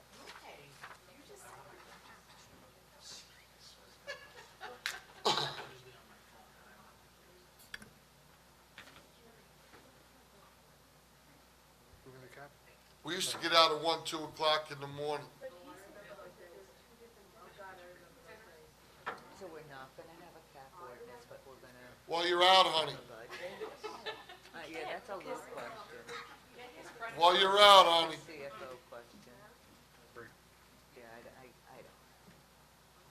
There's, could very well be something we're missing.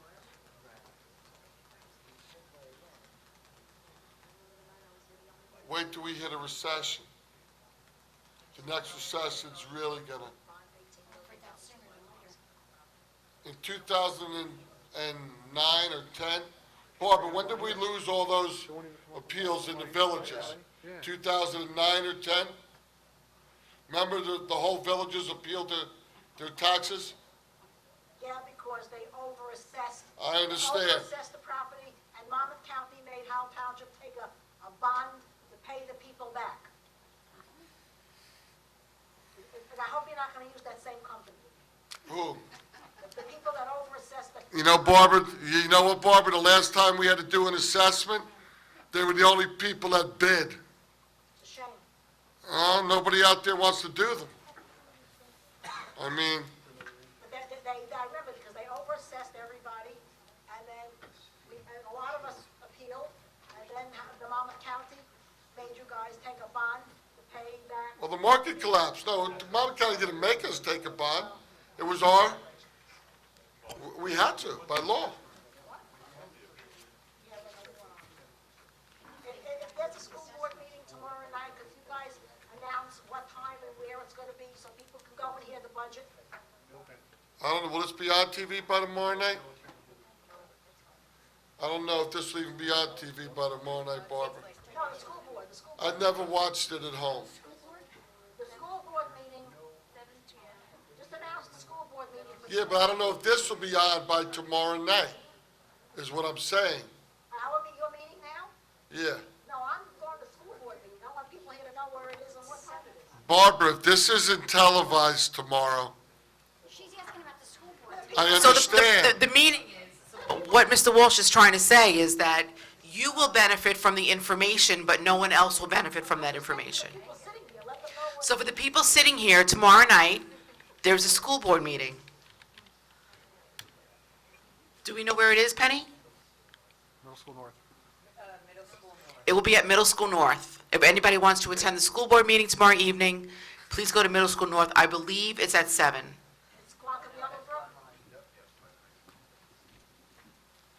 What's up, Mr. Kenny? What'd you say? Well, we got one. Is it big enough to read? No. Doesn't, I know. You want to ask them to change the font?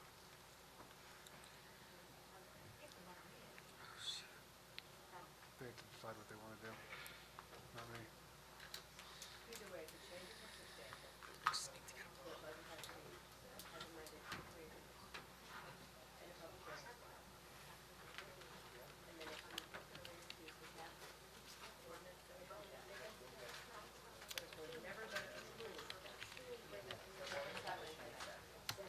We gotta start from scratch, Penny.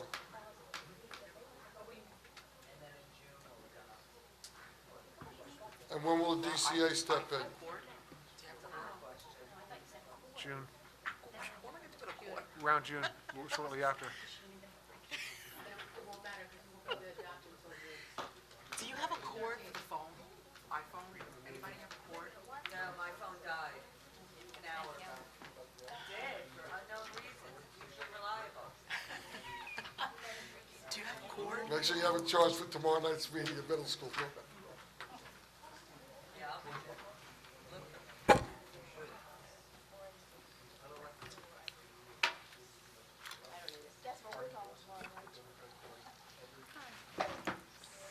Let's do this line by line.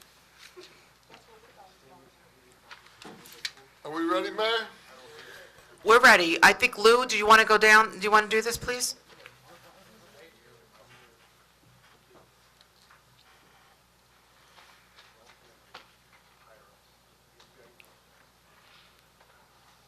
And again, these are just my recommendations. I'm sure that we need recommendations from the entire council on this. And again, not every single issue within the budget is addressed on this sheet, if I'm correct. Agreed.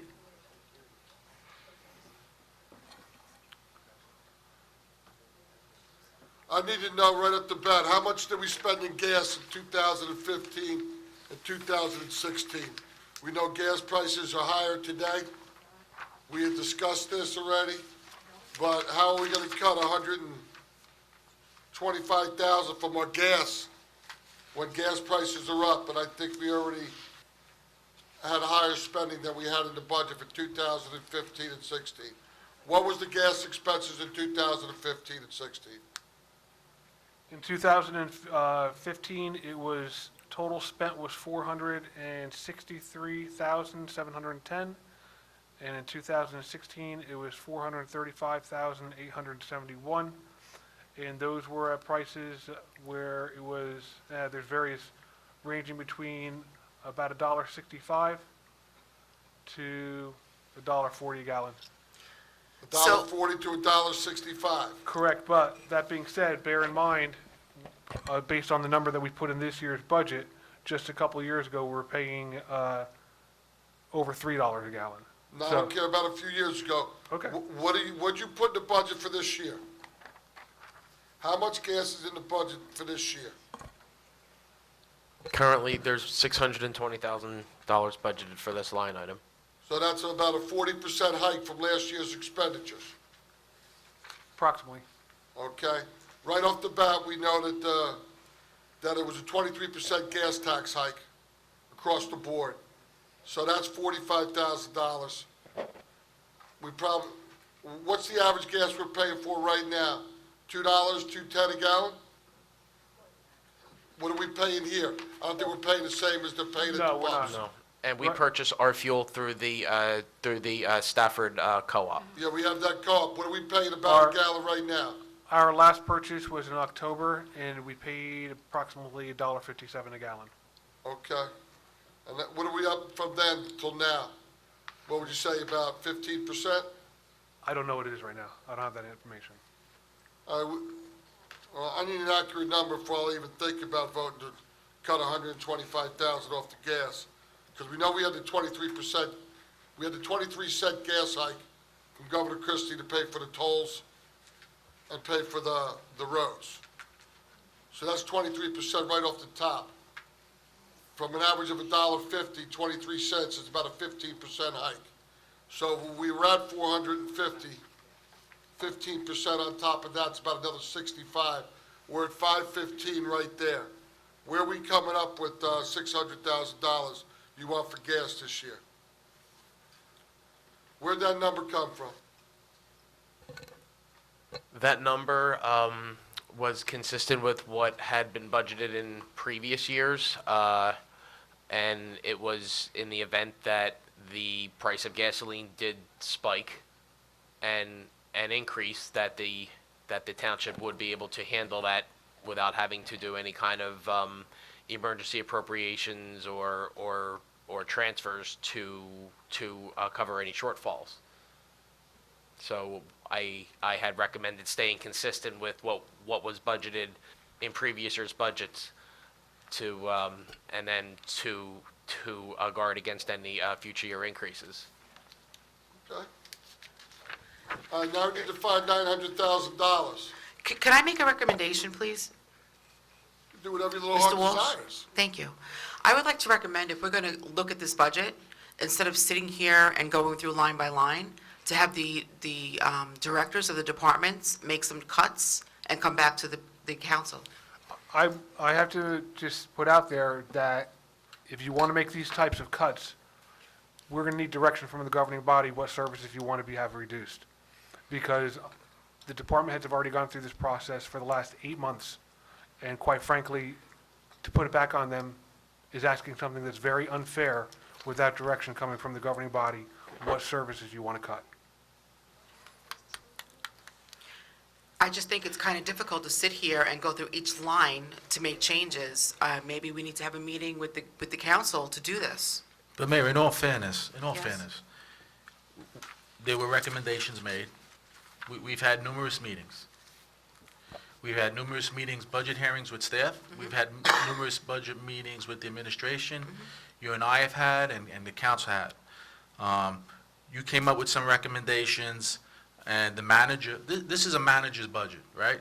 We pay the manager, the professional who runs the day-to-day operation, to provide us a budget to run the operations effectively and efficiently. We all came back and we made our recommendations where we felt cuts could be made.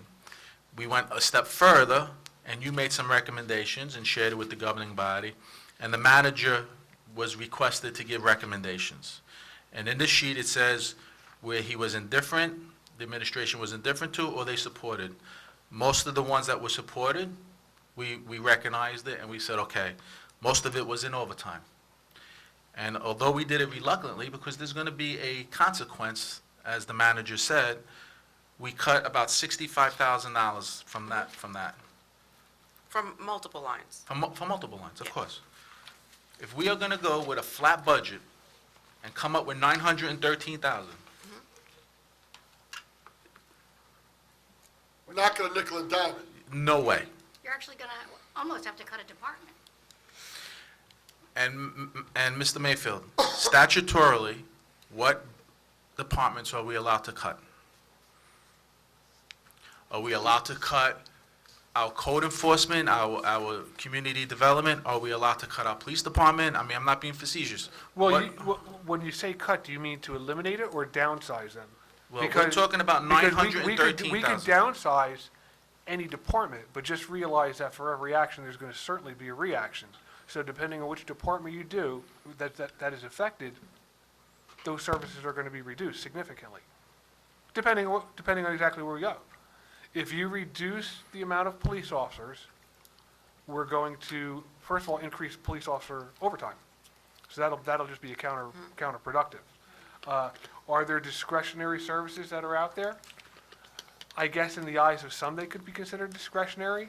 We've kind of made decisions for many years now that we want to provide certain services. I'll give you an example.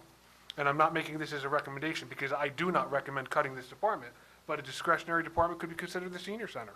We're not required to have that senior center, but we provide a lot of service to our senior citizens that my personal opinion is I think we should continue to support.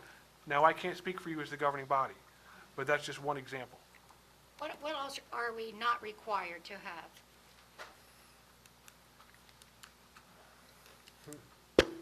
That's about it. I mean, I think like you that's said, about it, 'cause we've I already don't cut- think we that cut there's rec- many We've cut departments. recreation, we've cut the social services that the township used to have. We cut the recreation department in the last 10 years, we cut youth and family services in the last, that was 12 years ago. So we have, in essence, other than the senior center as we speak, which isn't recommended, we're right at the bone here on what we have cut. We've just about done it. As far as total departments go, Yes. yes. Now, like I said, you could cut down on downsize any department that you want, Then you're going to increase overtime on jobs that still need to be done. certainly. With some of the departments, it would be counterproductive, where the overtime is required. Police department, DPW. Well, there was a recommendation to cut overtime for 100,000. So I have a question, Deputy Mayor. You were in a consensus with two other council people to move forward with the budget. I'm interested to know why you don't want to move forward with it now. How do you know I was in consensus? Because there were three people, we needed 3 votes to move forward. Mr. Walsh did not vote. We just listened to the people. Mm-hmm. They're telling us that they can't afford any more taxes. So then my thing is, you're looking at this document, which, I proposed, and you're tearing that apart. No, we looked at, no. Let's start with something. We looked at the whole budget. Okay, but my point is that we're looking at this and we're saying, well, we can't do that, and we can't do this, and we can't do that.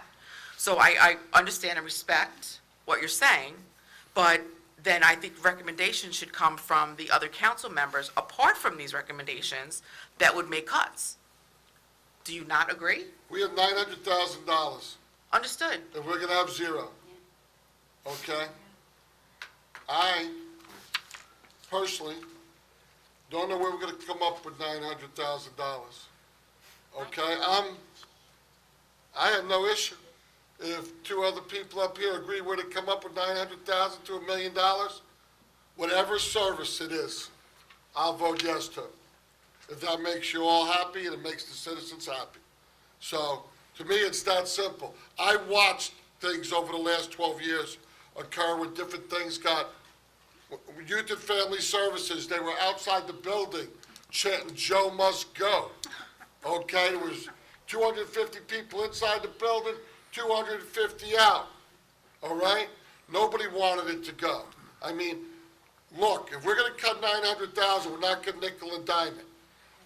Whether you wanna cut how much money we give to the first aid, whether you wanna cut how much money we give to the seniors, whether you want the dispatch to go to the county, whatever you wanna do that's gonna save big money, they're the only things that are gonna, stuff like that is gonna cut 900,000 to $1 million from this budget.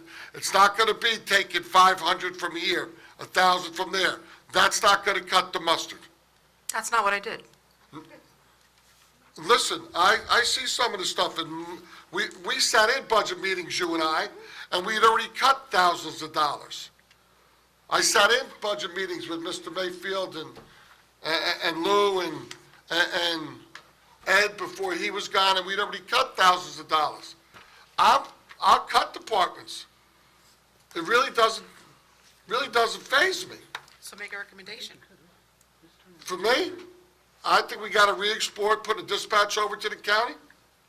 Okay? I think that'd save us $500,000-600,000. Manpower helps us somewhat, but we have to remember, we are what would be the correct term? We pay the unemployment for anybody that gets laid off. So we pay the unemployment for 6 months. So you get very little savings, except from the insurance, or for anybody that gets laid off, because we pay it. What? Or furloughed. Well, I went through that before, where, I had to furlough the whole town when we were cut $2.8 million in 2009. So whatever you decide, you're the mayor, okay? No. Let's be fair. I started this process in January, you all started this process in October. Okay? I have made my recommendations. Whether or not you accept them, that is totally different. But I have made recommendations to cut over $600,000. That's number one. Number two, if you choose not to vote on this budget, we should vote on that now. We already did. We didn't vote it down. You voted on the ordinance. So if you want to vote on the budget, we could do that. And then what was that ordinance? that was the cap. That's the cap. So if we have an emergency, I don't know, look under a rock. There you go. I have no issue. I'll tell everybody up front, I'm voting no. Unless we come up with where 900,000 more is coming from, I'm voting no. So am I. So the budget's gonna get defeated. Then where does it go? Who takes over then? That's not gonna be my issue. You really should think it all the way through. It's not gonna be my issue. No, hopefully we'll come up with an amendment, and then we can do an introduction for the amendment, and then a public hearing on that amendment. Just realize, we didn't vote on the budget itself just No. before. That was only, okay, No, we did not. on the cap, On the cap, everybody gets that? on the cap bank. Okay.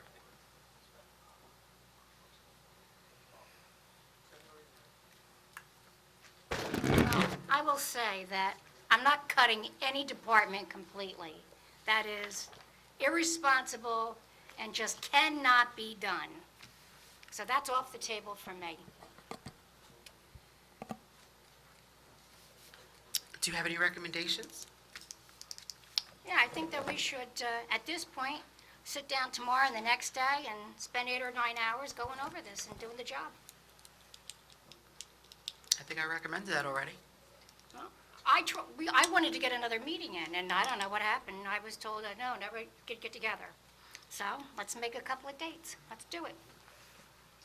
I'm available anytime tomorrow through They'll have to be advertised. September It'll have to be a 30th.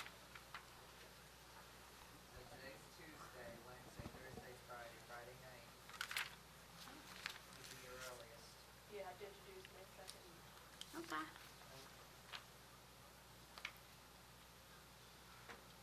Because I do agree with Councilman Walsh in that gasoline, I think, is a dangerous area. But, I mean, just looking at anything, and it doesn't matter what it is, if you're going to take $1,500 away from something, I don't see that really being helpful.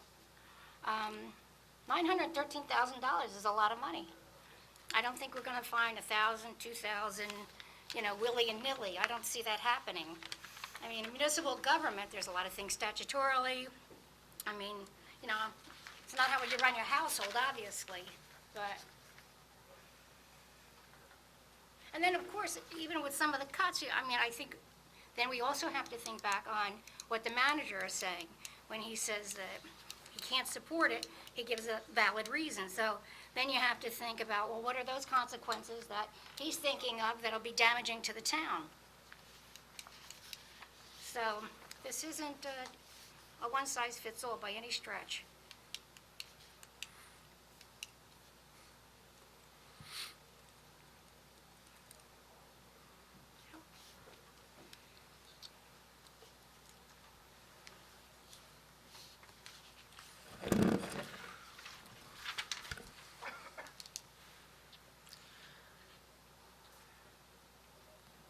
Council?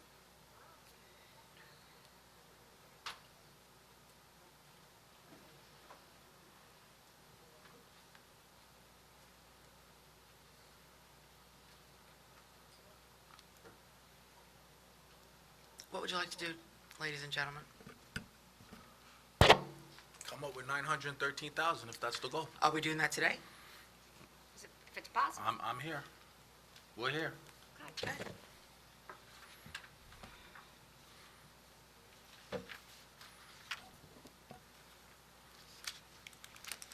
I don't have a copy of the original budget with me. Nor do I. I think I need that.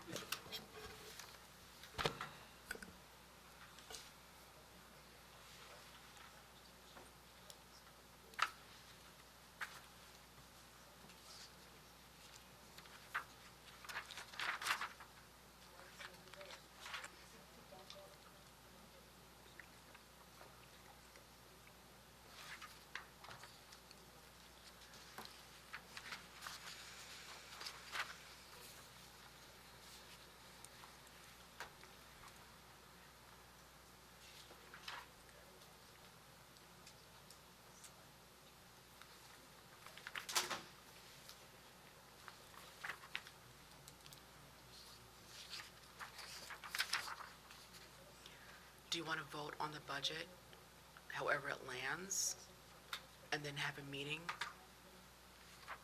to make changes to it? Or do we want to Well, just, obviously, it's clear where it's gonna land, so do we want to sit here? I mean, there are people in the audience. Do we want to I've just made sit my here without speaking? recommendations, so I made my recommendations like you made your recommendations. Okay. Big money makes big decisions.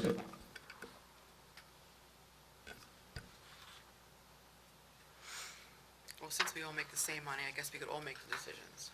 No, I'm just saying, to cut that kind of money is gonna make for major. Which is why I'm saying, are we going to sit here willy-nilly and make a decision, or are we going to have a meeting and try to make decisions? I don't know what That's my direction you want us question. to go in, man. What direction do you want us to go in? It's not only about me, Mr. Walsh, it's about all of us here at the dais. There were 3 of us that voted no for the cap. We have not voted yet on the budget. Do we want to vote on the budget? You run the meeting. Let's vote on the budget. Need a motion. Need a motion. Penny, please help me. I have to defer to Lou. Okay. My recommendation would be to follow the process as if we were going to have it up for a vote, take a vote on these resolutions that are listed here that are complementary to the budget, and then I will read the proposed budget amendment that I had into the record, and then you can vote on the 2017 budget as amended, and then we can take it from there. So my recommendation would be to go through the process, have the budget fall as it may, and then we can move on from there. And Lou, what happens if we vote the budget down? What is the exact process that will occur? We will need to then figure out where, That's temporary. yes, then we will need to pass the other resolution that was added to the agenda, extending the temporary budget, because I had only made provisions in the temporary budget through April, so we would need to extend the temporary budget to ensure that operations continued on for another 2 more months. So we would need to pass that resolution, and then it's kind of back to the drawing board as far as the budget goes. We would need to come up with a consensus of where the governing body would like us to be with the budget, that we would then, depending on the amount of money that was removed from the budget, will most likely need to be re-advertised. And then at the next meeting, when that would be up for a vote, we would have a public hearing on the amendment, and then the governing body would then obviously take their vote and have it fall where it may at that point. But then we'll be 6 months into the expense portion of that temporary budget, so it's almost like we're gonna have to double down the last 6 months. Correct That's answer? That is correct. So it's, time is of the essence. Could always have a special meeting. So,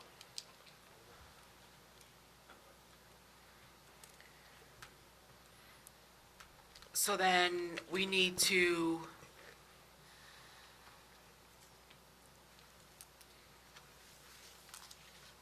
have the agenda item R17-168. Correct. I would, because technically, we, the 2017 municipal budget needs to have a public hearing on the budget. All the public commentary concerning the budget was on the hearing of citizens. So first, my recommendation would be to open up the public hearing on the budget again, officially. Have hearing of citizens again. Once those citizens have been heard, close the public portion, we can run through these resolutions as a matter of process, and then the budget will be up for adoption, and then you can vote in favor or dissenting to it, and then the chips will fall where they may. You could also put on the record that everybody's comments made during public comment portion relative to the budget would be incorporated into. I would like to do that because there were multiple people here that did discuss budget issues. So any comments made during the public portion, during the public comment portion, will be identified as having been made during the public hearing on the budget So then and we need, incorporated. and then we need a motion for someone to open it up? Just me open it up? So I'd like to call for a public hearing on the municipal budget. Is there anybody here in the audience that would like to come up and speak? Other than those that have already spoken. Please.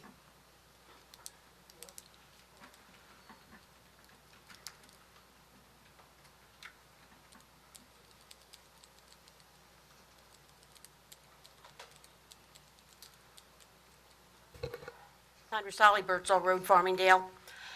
I don't have the budget in front of me, but I was here for the hearings, and I heard people come in and ask for new trucks, new cars, new employees. So I would suggest to you that you take out all new vehicles, all new hires, and then any other place you can cut each department 10%, somehow or some way, because dragging this out isn't going to do any good. Because people want their taxes reduced. That's all I can say to you. No new trucks, no new cars, no new employees. And just for the record, capital items do not affect this budget until they are voted on. So that's all well and good, but the capital items, the trucks and the police cars and everything you just said, does not affect the $913,000 that has to be found to this budget to get it to a flat budget. It sounds like there's no possible way for you to cut $913,000 out. If you have to take it out of each department, 10% employee salaries, how much is total salaries? You can't cut the salaries because the salaries are by contract. But new hires, you got There health are not benefits. any, we're not advocating for new hires as well. What's the one for 110,000? There are only two hires that we discussed. That was one cut. Well, once again, I'm asking a stupid question. Where do you think you're going to cut 913,000? So I'm going to say to you that the people that were in the audience this evening requested that their taxes be flat. Right. So the council is sitting here this evening to go over the budget to make those recommendations. So I cannot tell you where it will be cut at all whatsoever at this point in this evening. There has to be a thought in your head what you're going to do. Again, You got to advertise a we need special to meeting, well, that's what we need to do. and you have to have it done by Sandra. a certain time. If we need to come back to the table, then we will come back to the table. And the cost of gas is going to stay constant at 157, or what? We don't know, but I How can do we tell know you today, there was an article in the Wall Street Journal that said that Saudi Arabia is cutting production, and that's why prices have been. I know it's going up to 233, 239, it depends on where So- you're so buying. we So are you recommending we make no cuts and leave the budget as is? No, I'm saying Okay, so then I think you everybody need gets that. 10% somewhere, So somehow. then I think that you need to allow us to sit down and do that. I'm And just- I'm not quite sure that 10% across the board is the answer. But I'm you just sorry. said you can't eliminate any departments. I'm sorry, it's a process. It needs to be a process. It needs to be, To know what you're doing. oh, that's unfair. No, it's not. This has never happened before, so. Well, I'm just saying. You don't, none of you seem to have an idea. Mr. Walsh says he's going to vote no. Pauline's not here. And nobody seems to have an idea of what you want to do. So I'm just saying, I thought the capital would be? So I'm going to say to you, in the past, the budget has been passed, it has been approved at whatever the increase has been, correct? What you voted on before? In No. the past, Oh, yes. prior to myself, Yes. the budgets have been proposed and been approved. Right. And your taxes have increased. Yes. Is that correct? Not necessarily that much. It's irrelevant how much, but they have increased. Is that correct? To a degree, yes, the school taxes, It's a yes or no answer. No, it's not. The school taxes go up every year Okay. no matter what. The point is, I am voting no for an increase in taxes. If you're not comfortable with that, then you need to let us all know that you want your taxes to remain the same as it will be with the budget that is proposed today. I'm not worried about my taxes. It's other people that are paying $18,000 that are worried about their taxes. Mine are reasonable. I have no complaints. But for people that think they're going to go up to 19 or 20,000, then yeah, there must be something that can be done. And in all due respect, 3 of us at this dais will go up to 19 or 20 or 21 or 22,000. So I'm not here for myself. I'm here because people in the room wanted their taxes decreased. If that's not what you want us to do, Why do you keep accusing me of not wanting you to do something? I'm asking you what you're going to do, and nobody has an idea. the response to you is, we need to sit back in the room and review the entire budget. It is my opinion, as meek as it might be, that sitting here tonight and go line by line is not appropriate. That's true. Now, what's it going to save us if we go to the dispatcher in the county? What's that going to cost us? We have to pay them a fee. You're talking about $600,000 for paying the dispatchers, but what are we going to have to pay the county to use their system? Unfortunately, I am not aware, but I think either Mr. Nacastro or Mr. Walsh could answer that question.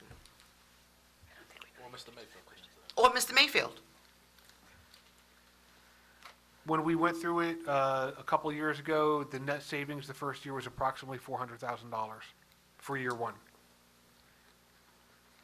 But then you need to negotiate with the dispatchers before you eliminate their jobs?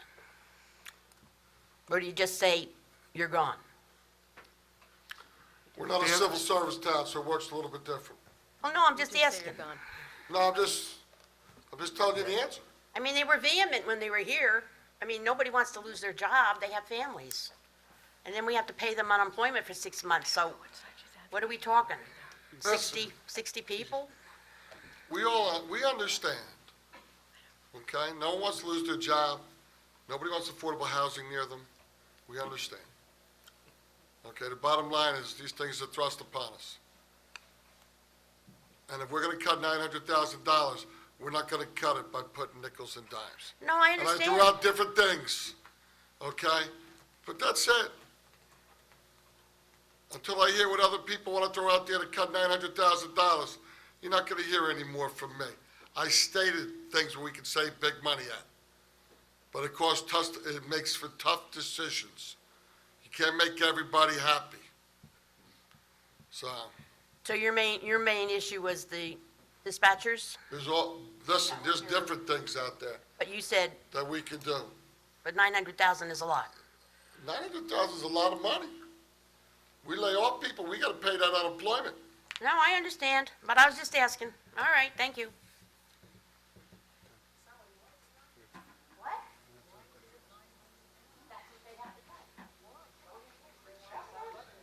Good evening, everybody. I know it's been long. Rod Hennings, 8 Sally Street, Howell, New Jersey. I know you've stated that 16.5 or 16.8% is the town budget out of all of the money we pay for our taxes. How much of that is statutory that you have no control over versus how much do you have discretionary over? I believe that number's like 84. I think it's actually a little higher than that, Mr. Walsh. It's actually higher now? For the discretionary or the statutory? So Statutory. what percentage of that? Statutory is non-discretionary. Right. Right. Right. So how much, what? Non-discretionary costs are approximately 90%. 90% of that 16%. Correct. So you have 10% you can work with, out of a Unless budget you of how cut big? bodies. Right. Unless you cut bodies. That's why what you, liabilities attached yeah, what to it, you so it's call not- is, yeah, Right, I wanted to bring these things up so everybody understands what you guys, how much the handcuffs hurt. So. We know. Right, the other thing I wanted to ask you said for the gasoline budget, you pay it through the collective. We buy it through co-op. How much of that is the state tax pulled out? I don't have that information here in front of me tonight. I could definitely Right, 'cause that's find gonna that be out important, and 'cause report that back to the August governing comes, body. You guys are gonna get an increase, because when the gasoline revenue doesn't match what they anticipated, there's gonna be another tax increase for on your gasoline, so everybody here is gonna be paying probably another 10 cents a gallon coming up for you in August, because of what we did with approving that constitutional amendment and all that, and you guys are tied. Is that why you put it up to 600,000, to allow also for that increase that's coming in August? For that, and just because that's a very unstable line item, that we have to plan for the worst. Right. And again, we can cut it, and that's great until you need it. Right. Yeah. But I guarantee you it's going up in August, because that's how the state goes. We all agree. They want more money. We We all had agree. very light the last 2 years Right. in gas.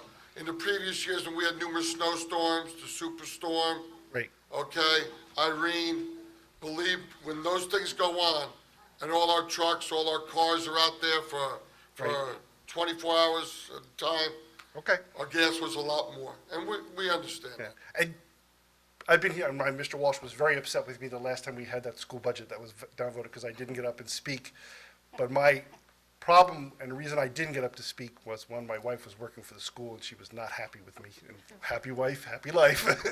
The other one is the board secretary could not tell me what percentage of the money taken in was being shipped out to the Abbott districts. And I would like for you guys to be there tomorrow. That should be, if we don't know that, that's a scary thing. If we They'll never can't, give us that answer. They'll never give our school board that answer. but we should know that from our side. We should be able to tell you, this is how much we take in, this is how much we use, and this is how much is shipped out of our town to go to somebody else to cover schools. More importantly, the board members should be aware of it, and I'm Right. sure they are not. Yeah. The scary thing was the board secretary, who is responsible for the school budget, wasn't able to deliver that number to me that night. And I gave him a week to come up with that number. So there are some problems with our school board. I want to also educate everybody here. I was talking to some of the ladies back there. When that happened and they furloughed the teachers, you had it done in a very specific way, and it was very calculated by the school board. All the untenured teachers were let go 2 weeks. 2 weeks later, and there was a reason that 2 week span was there, all the regular teachers that were tenured were given their 2 week notice, and then 2 weeks were waited, and then all the combo employees of the school district, which are the administrators / also teachers, such as our VPs of discipline and stuff like that, who are also curriculum people, and that's why they're also considered teachers, were protected. And we're not being able to laid off. And that's how our administrative staff is so top-heavy in this town, is because those administrators are protected by that co-allowance for what they're considered. They're both considered teachers and administrators, and that's what protects them, and that's why our budget and our town costs are so expensive for it, because we have our administration. The other thing is our town superintendent and some of the top people that are paid there. There's no accounting for the vacation time. They always say they're working from home, and they accrue unaccounted for vacation time, and there's no mechanism to make them required to report to somebody outside themselves So to that, account for that time and that accumulation and that cost to us. so that is something that needs to be discussed with the school board. That is not anything that we can control. There's a lot of people here that are new to the town, and they don't understand what's been going on here for a long, long time, and what's been built into our costs as taxpayers. Understood, but it would probably be more beneficial if you had this Well, I'm gonna be there conversation tomorrow. at the school board. I'm going to be back again tomorrow. The other thing I want everybody to understand is when Governor Florio was elected, this is a quick lesson in our state government and why we're so expensive. When he came in, he audited 7 of our 21 state government positions and found $2 billion worth of waste, fraud, and abuse. When he was elected out after passing a $2.3 billion tax increase, and the Republicans came in, his budget was $17.5 billion. That was the public budget that was published out there. 8 years later, after the Republicans finished their term, what was done? The $2.3 billion tax was removed, but the state budget went to $19.7 billion. What happened to the $2 billion of waste, fraud, and abuse that was supposed to be eliminated? The other 14 departments, it was estimated they also had $2 billion of waste, fraud, and abuse in each one of them. So that was $6 billion of that $17.5 billion budget when Florio left that was never done with. The Republicans, after 8 years, same thing. Now we had Governor McGreevey come in and acting Governor Cody. What was the state budget at the end of that 4-year term? $26 billion. Now you have another 4 years of Corzine. At the end of his 4 years, our budget was between $34 and $36 billion. Now we've had almost 8 years of Governor Christie, and he's been pretty reasonable because our budget's been between 31 and 34 billion. But nobody's touched any of that waste, fraud, and abuse on either side of the political party. And as far as I'm concerned, after they identified that waste, fraud, and abuse, it is now a criminal activity perpetrated by both of those political parties to maintain that they have not cleaned up that. So that's just my opinion on that. Thank and you. At this level, we need to really understand It's a where bit is the different at fault this line, level. because it's pushed. Well, yeah, but all of that, they're pushing all of those costs down to you town people, and that's why you have 90% of your budget is statutorily required, and you have no flexibility in managing your budget. So that's a little history lesson in this state. We're a poster child for this country, and I just wanted to make sure that everybody on the record poster. understands that. A bad poster. Yeah, yes. Thank you very much.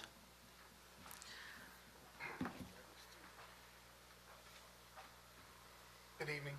John Gazari, 1 James Hollow Court. Unfortunately, I'm maintaining 2 households in Howell right now. I have a sick mother-in-law in the Villages, and so I know what they're going through, and I have a family that I'm raising in Howell. I'm tired of my taxes going up, but I'm tired of 18 years of losing services in this town. From when I moved to Howell to now, my services are crap, and I'm losing them more and more. You have to protect the budget, you have to save us money, but for families, stop taking our services away. Because I'm tired of losing services, I'm tired of going to other towns for entertainment, I'm tired of seeing other towns prosper around us. Well, Howell's not, and it's got to stop. You got to protect our services, but you also have to protect our taxes What too. services, John? There's services. My snow plowing has been worse every year. With the brush pickup, has got worse. It went from 2 times to 1 time. My streets are falling apart. My street in front of my house has been patched 3 times. I have 3 patches, and the 1 patch that's not there is falling apart. My brush pickup or the bulk pickup has stopped. Now we only get for a couple times a month. I called up today. I called up for a bulk pickup. It takes me 3 weeks to get an appointment. Well, any town around us, I could have went tomorrow and dropped it off. It's getting worse and worse and worse. Sometimes it's getting better. Sometimes it's getting worse. I mean, you guys had the Howell Day. You're downsizing these things. Our social activities are not what we have compared to other towns. You're doing it on the cheap, and I'm going to other towns around us. They have cruise nights. We do the movies in the park. We have concerts in other towns. We have so much entertainment. We're doing chili cook-offs, ice cream socials. We're doing so much in other towns, and we're not doing anything in this town. And you're doing the same little things for little bits of families, and it's not getting better. They're getting worse. So you got to protect our taxes, but you also got to protect our services. And now I don't know what cuts you're going to do, but like you're talking about gas cuts. You want to do gas cuts, you can't. We need fire trucks and we need police vehicles. But you know what? I don't need to see an SUV at ShopRite getting lunch or an SUV at Walmart getting coffee. Do you need the DPW trucks to go around? Yes, we do. But someone doesn't need to take an SUV from the parking lot here to go across the street for lunch to get lunch. That's just kind of silly stuff that we had to stop up. You guys are not going to get it done now. We know that. But you guys have to sit down together with the department heads, and you got to make some sensible cuts. You might have to raise the taxes. I know they don't want it. You might have to raise it a little bit. But you got to make sensible cuts. But obviously, from what we're seeing now, you guys are not going to do it now. You guys are not on the same page. You guys got to sit down with the department heads, get the budget, and make some responsible cuts. But obviously, you're not going to do it now, and we can see that. The few of us that are here sees it's not going to be done tonight. So you guys got to sit down, get on the same page, make reasonable cuts, but also protect what we have and not make it worse and worse, because that's important. I don't want to see what we have get worse and worse and worse. Thank you. Thank you.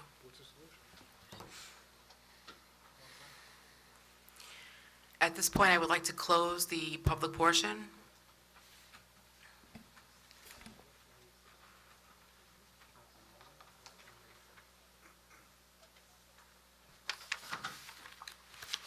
Ms. Penny? The next item Agenda is Resolution R-17-168. Read by title only, the 2017 municipal budget. I'll turn it over to our CFO.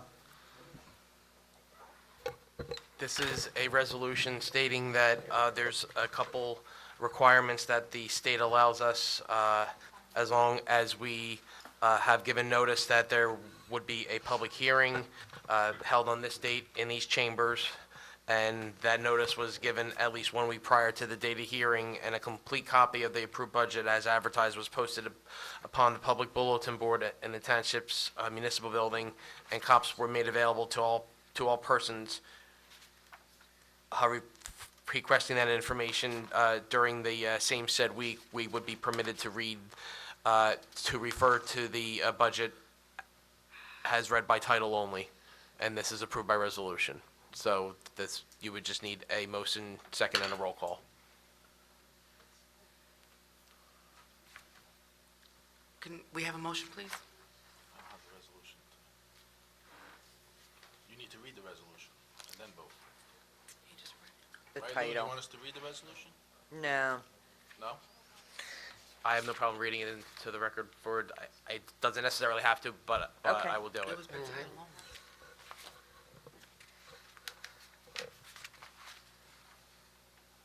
Do you want me to read it? I'll read it. Yes, you just said to do it by title only. Right, that's You the don't- purpose of the resolution. It was by title only, and the title was read.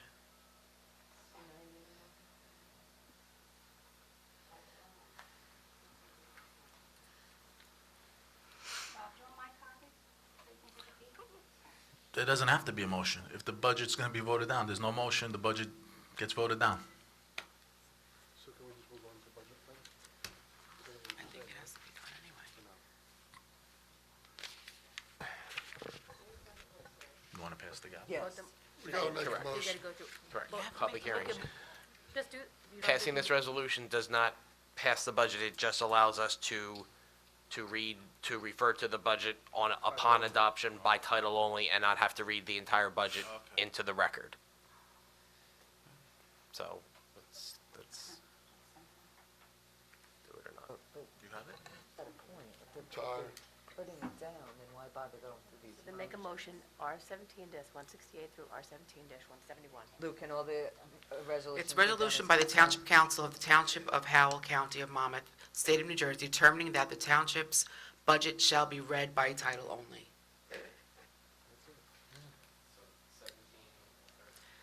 R-17-168.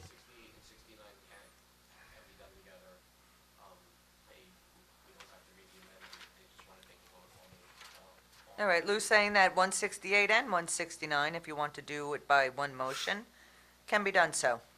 So is there a motion on those resolutions? So moved. Second. Roll call, Mrs. O'Donnell? Yes. Mr. Walsh? No. Mr. Nacastro? Yes. Mayor Berger? Yes.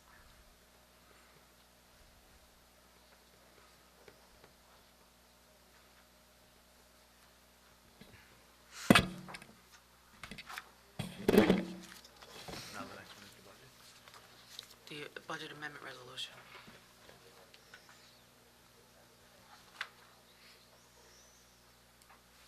Lou, what's your recommendation for the next resolution? The Well, you next. need 170 to get to 171. Correct. But if it's likely that 171 is not going to pass, then I would just make a recommendation to vote on the budget as it was introduced. As this amendment, we would not put forth the amendment, approve it, and then vote on the budget as amended, my recommendation. We made changes from when we initially introduced the budget. So the resolution 170 is introducing With the cuts. with the cuts. Right.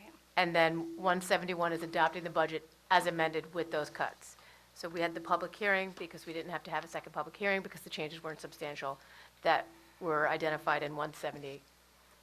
So if you're not voting on any of the amendments, there's no need to, or you could just remove items, resolution R-17. Or just move on. Just go through, I'd say just go But through. you have to vote on the public hearing, the municipal budget as it introduced. You have to vote on that, which is up top. It's a movie like this. What? And shoot straight rides again. You know what? If you want, I'll read the amendment into the record, and then No. they can do it. Yeah, that's time Okay. consuming and it's irrelevant. Yeah. Vote on the budget. Yep.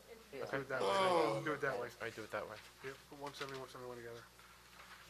Somebody make a motion to adopt Resolution 170 And 170. and 171, which will not then be adopted. Move on to the template. No, you Yeah. have to vote on the budget as The municipal introduced. budget amendment, and then the adoption of the budget. Just make the motion. Are we at 17,170? No. I will make a motion not to adopt the 2017 municipal budget with the amendments that we have before us. So we're talking about both resolutions. You're making a motion to not I adopt. will make a motion One not se- to adopt Resolution 170 and Resolution 171. So not to adopt. either R17170 or R17171. Is there a second to vote down both these resolutions?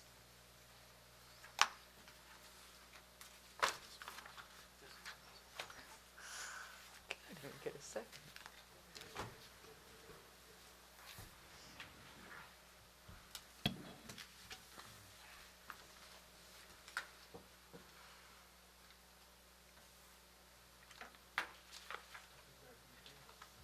I'm not certain what to do if there's not a second.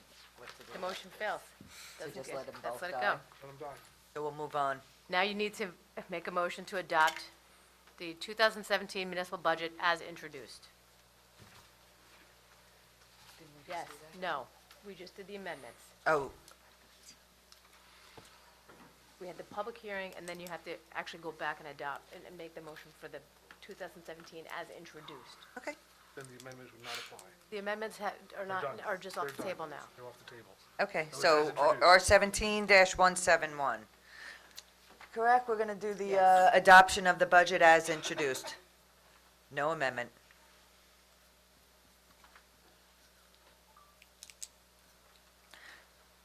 Hearing no motion? Lou, do I need a motion in a second and a roll call for it to report to the state? Or by absence of voting? Will that suffice? Either have I. I think it'd be reasonable to say that it's a, If nobody makes a motion, it can't be entertained. it's a Okay. failure. So Then then it then fails. it's declined. Okay. So then we gotta go on. So, to- well, I mean, obviously, Do Lou what you needs to gotta do. report For the to record, state. no motion has been made. For the record, no motion has been made for the adoption of the 2017 municipal budget as introduced. Let's move on. The next item on the agenda is Resolution 9A.1, authorize temporary emergency appropriation to increase the 2017 temporary budget, R17-172. Is there a motion or is discussion? I'll make a motion to approve that. If not, we gotta shut down the town, so I'll make the motion. I will second that motion. Roll call, Mrs. O'Donnell? Yes. Mr. Walsh? Yes. Mr. Nacastro? Yes. Mayor Berger? Yes. Next item on the agenda, motions, 9B1, accept resignation of Environmental Commission member Bernie Gurnay, and appointments to the Environmental Commission. Two vacancies, member, term expires 12/31/2019, and the alternate one member, term expires 12/31/2017. Mayor, are we ready to, want to accept the resignation, but are we ready to make the appointments? Yes.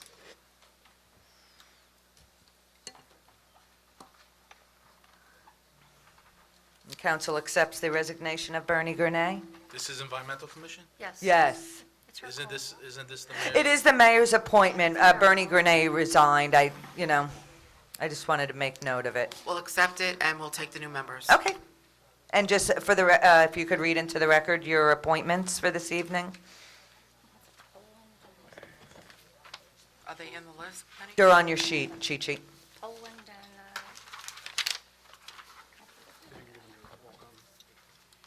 Provided we get the changes on May 2nd. And provided. I don't have it. I'm looking.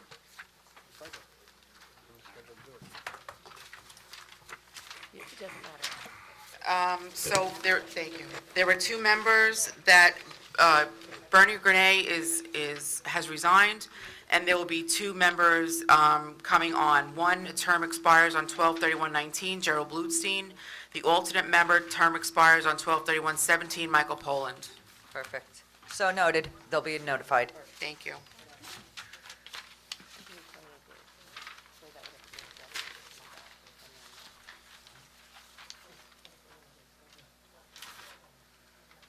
Do you need those two sheets? No, I don't. Thank you so much. Do you want me to just read through the agenda? Yes. The next item on the agenda, there are no public hearings on ordinances. There's no introduction of ordinances this evening. The next meeting date will be the regular meeting of May 2, 2017, executive 6:30, regular 7:30.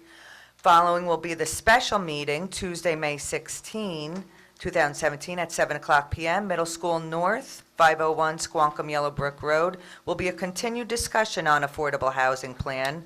Council has canceled their May 16 regular meeting, and council will have a special meeting on the affordable housing plan instead. A motion to adjourn?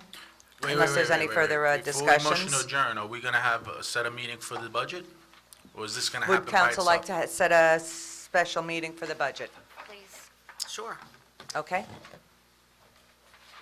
How much lead time do you have for a paper announcement? 48-hour notice I need to, you don't have to publish, we just need to notice the newspapers. 48-hour notice. But let me just advise you that May 2nd is the next regularly scheduled meeting. So if you have a meeting before that date and are able to come to some sort of resolution on the budget, we could advertise and introduce. Yeah. Lou, did that give you enough time to advertise? We don't have to advertise because we're not on the budget to advertise. Okay. May 2nd, We'll introduce, then we'll do it in the advertisement, wait. and then you can have another special meeting on May 30th or May 31st. It's 28 days after introduction.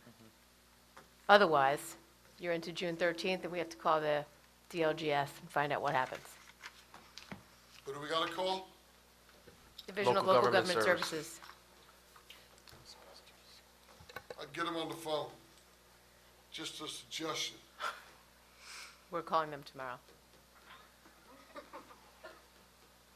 Is there an opportunity for a meeting next Tuesday, the 25th? And I have nothing in front of me. What are you thinking? I think we're going to, the clerk's also wants to check the, Right, I don't have anything. I mean, it's a green team meeting that night, but they don't meet in this room.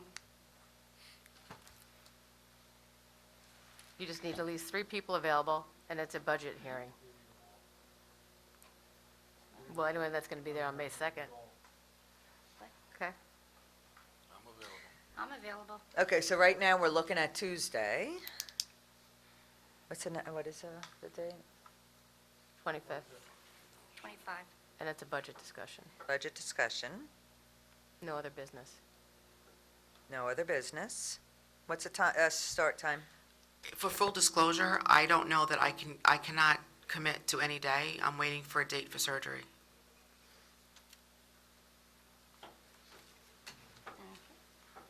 Then it looks like sooner than later, right, for a date? I'm hoping, I got clearance to come tonight. There's no guarantee I'll get clearance again.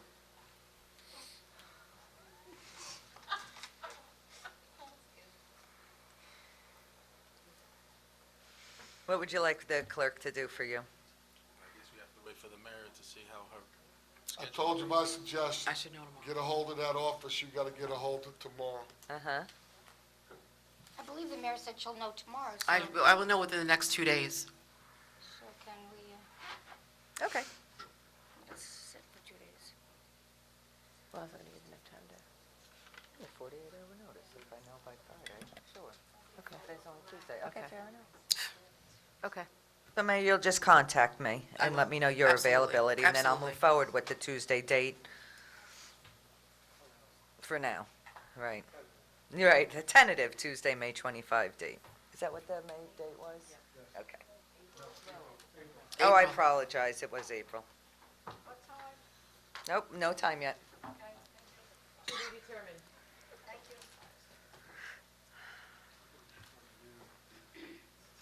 At this point, I would like to make a motion to adjourn the meeting. So moved. Second? Roll call, Mrs. O'Donnell? Mr. Walsh? No, I want to stick around.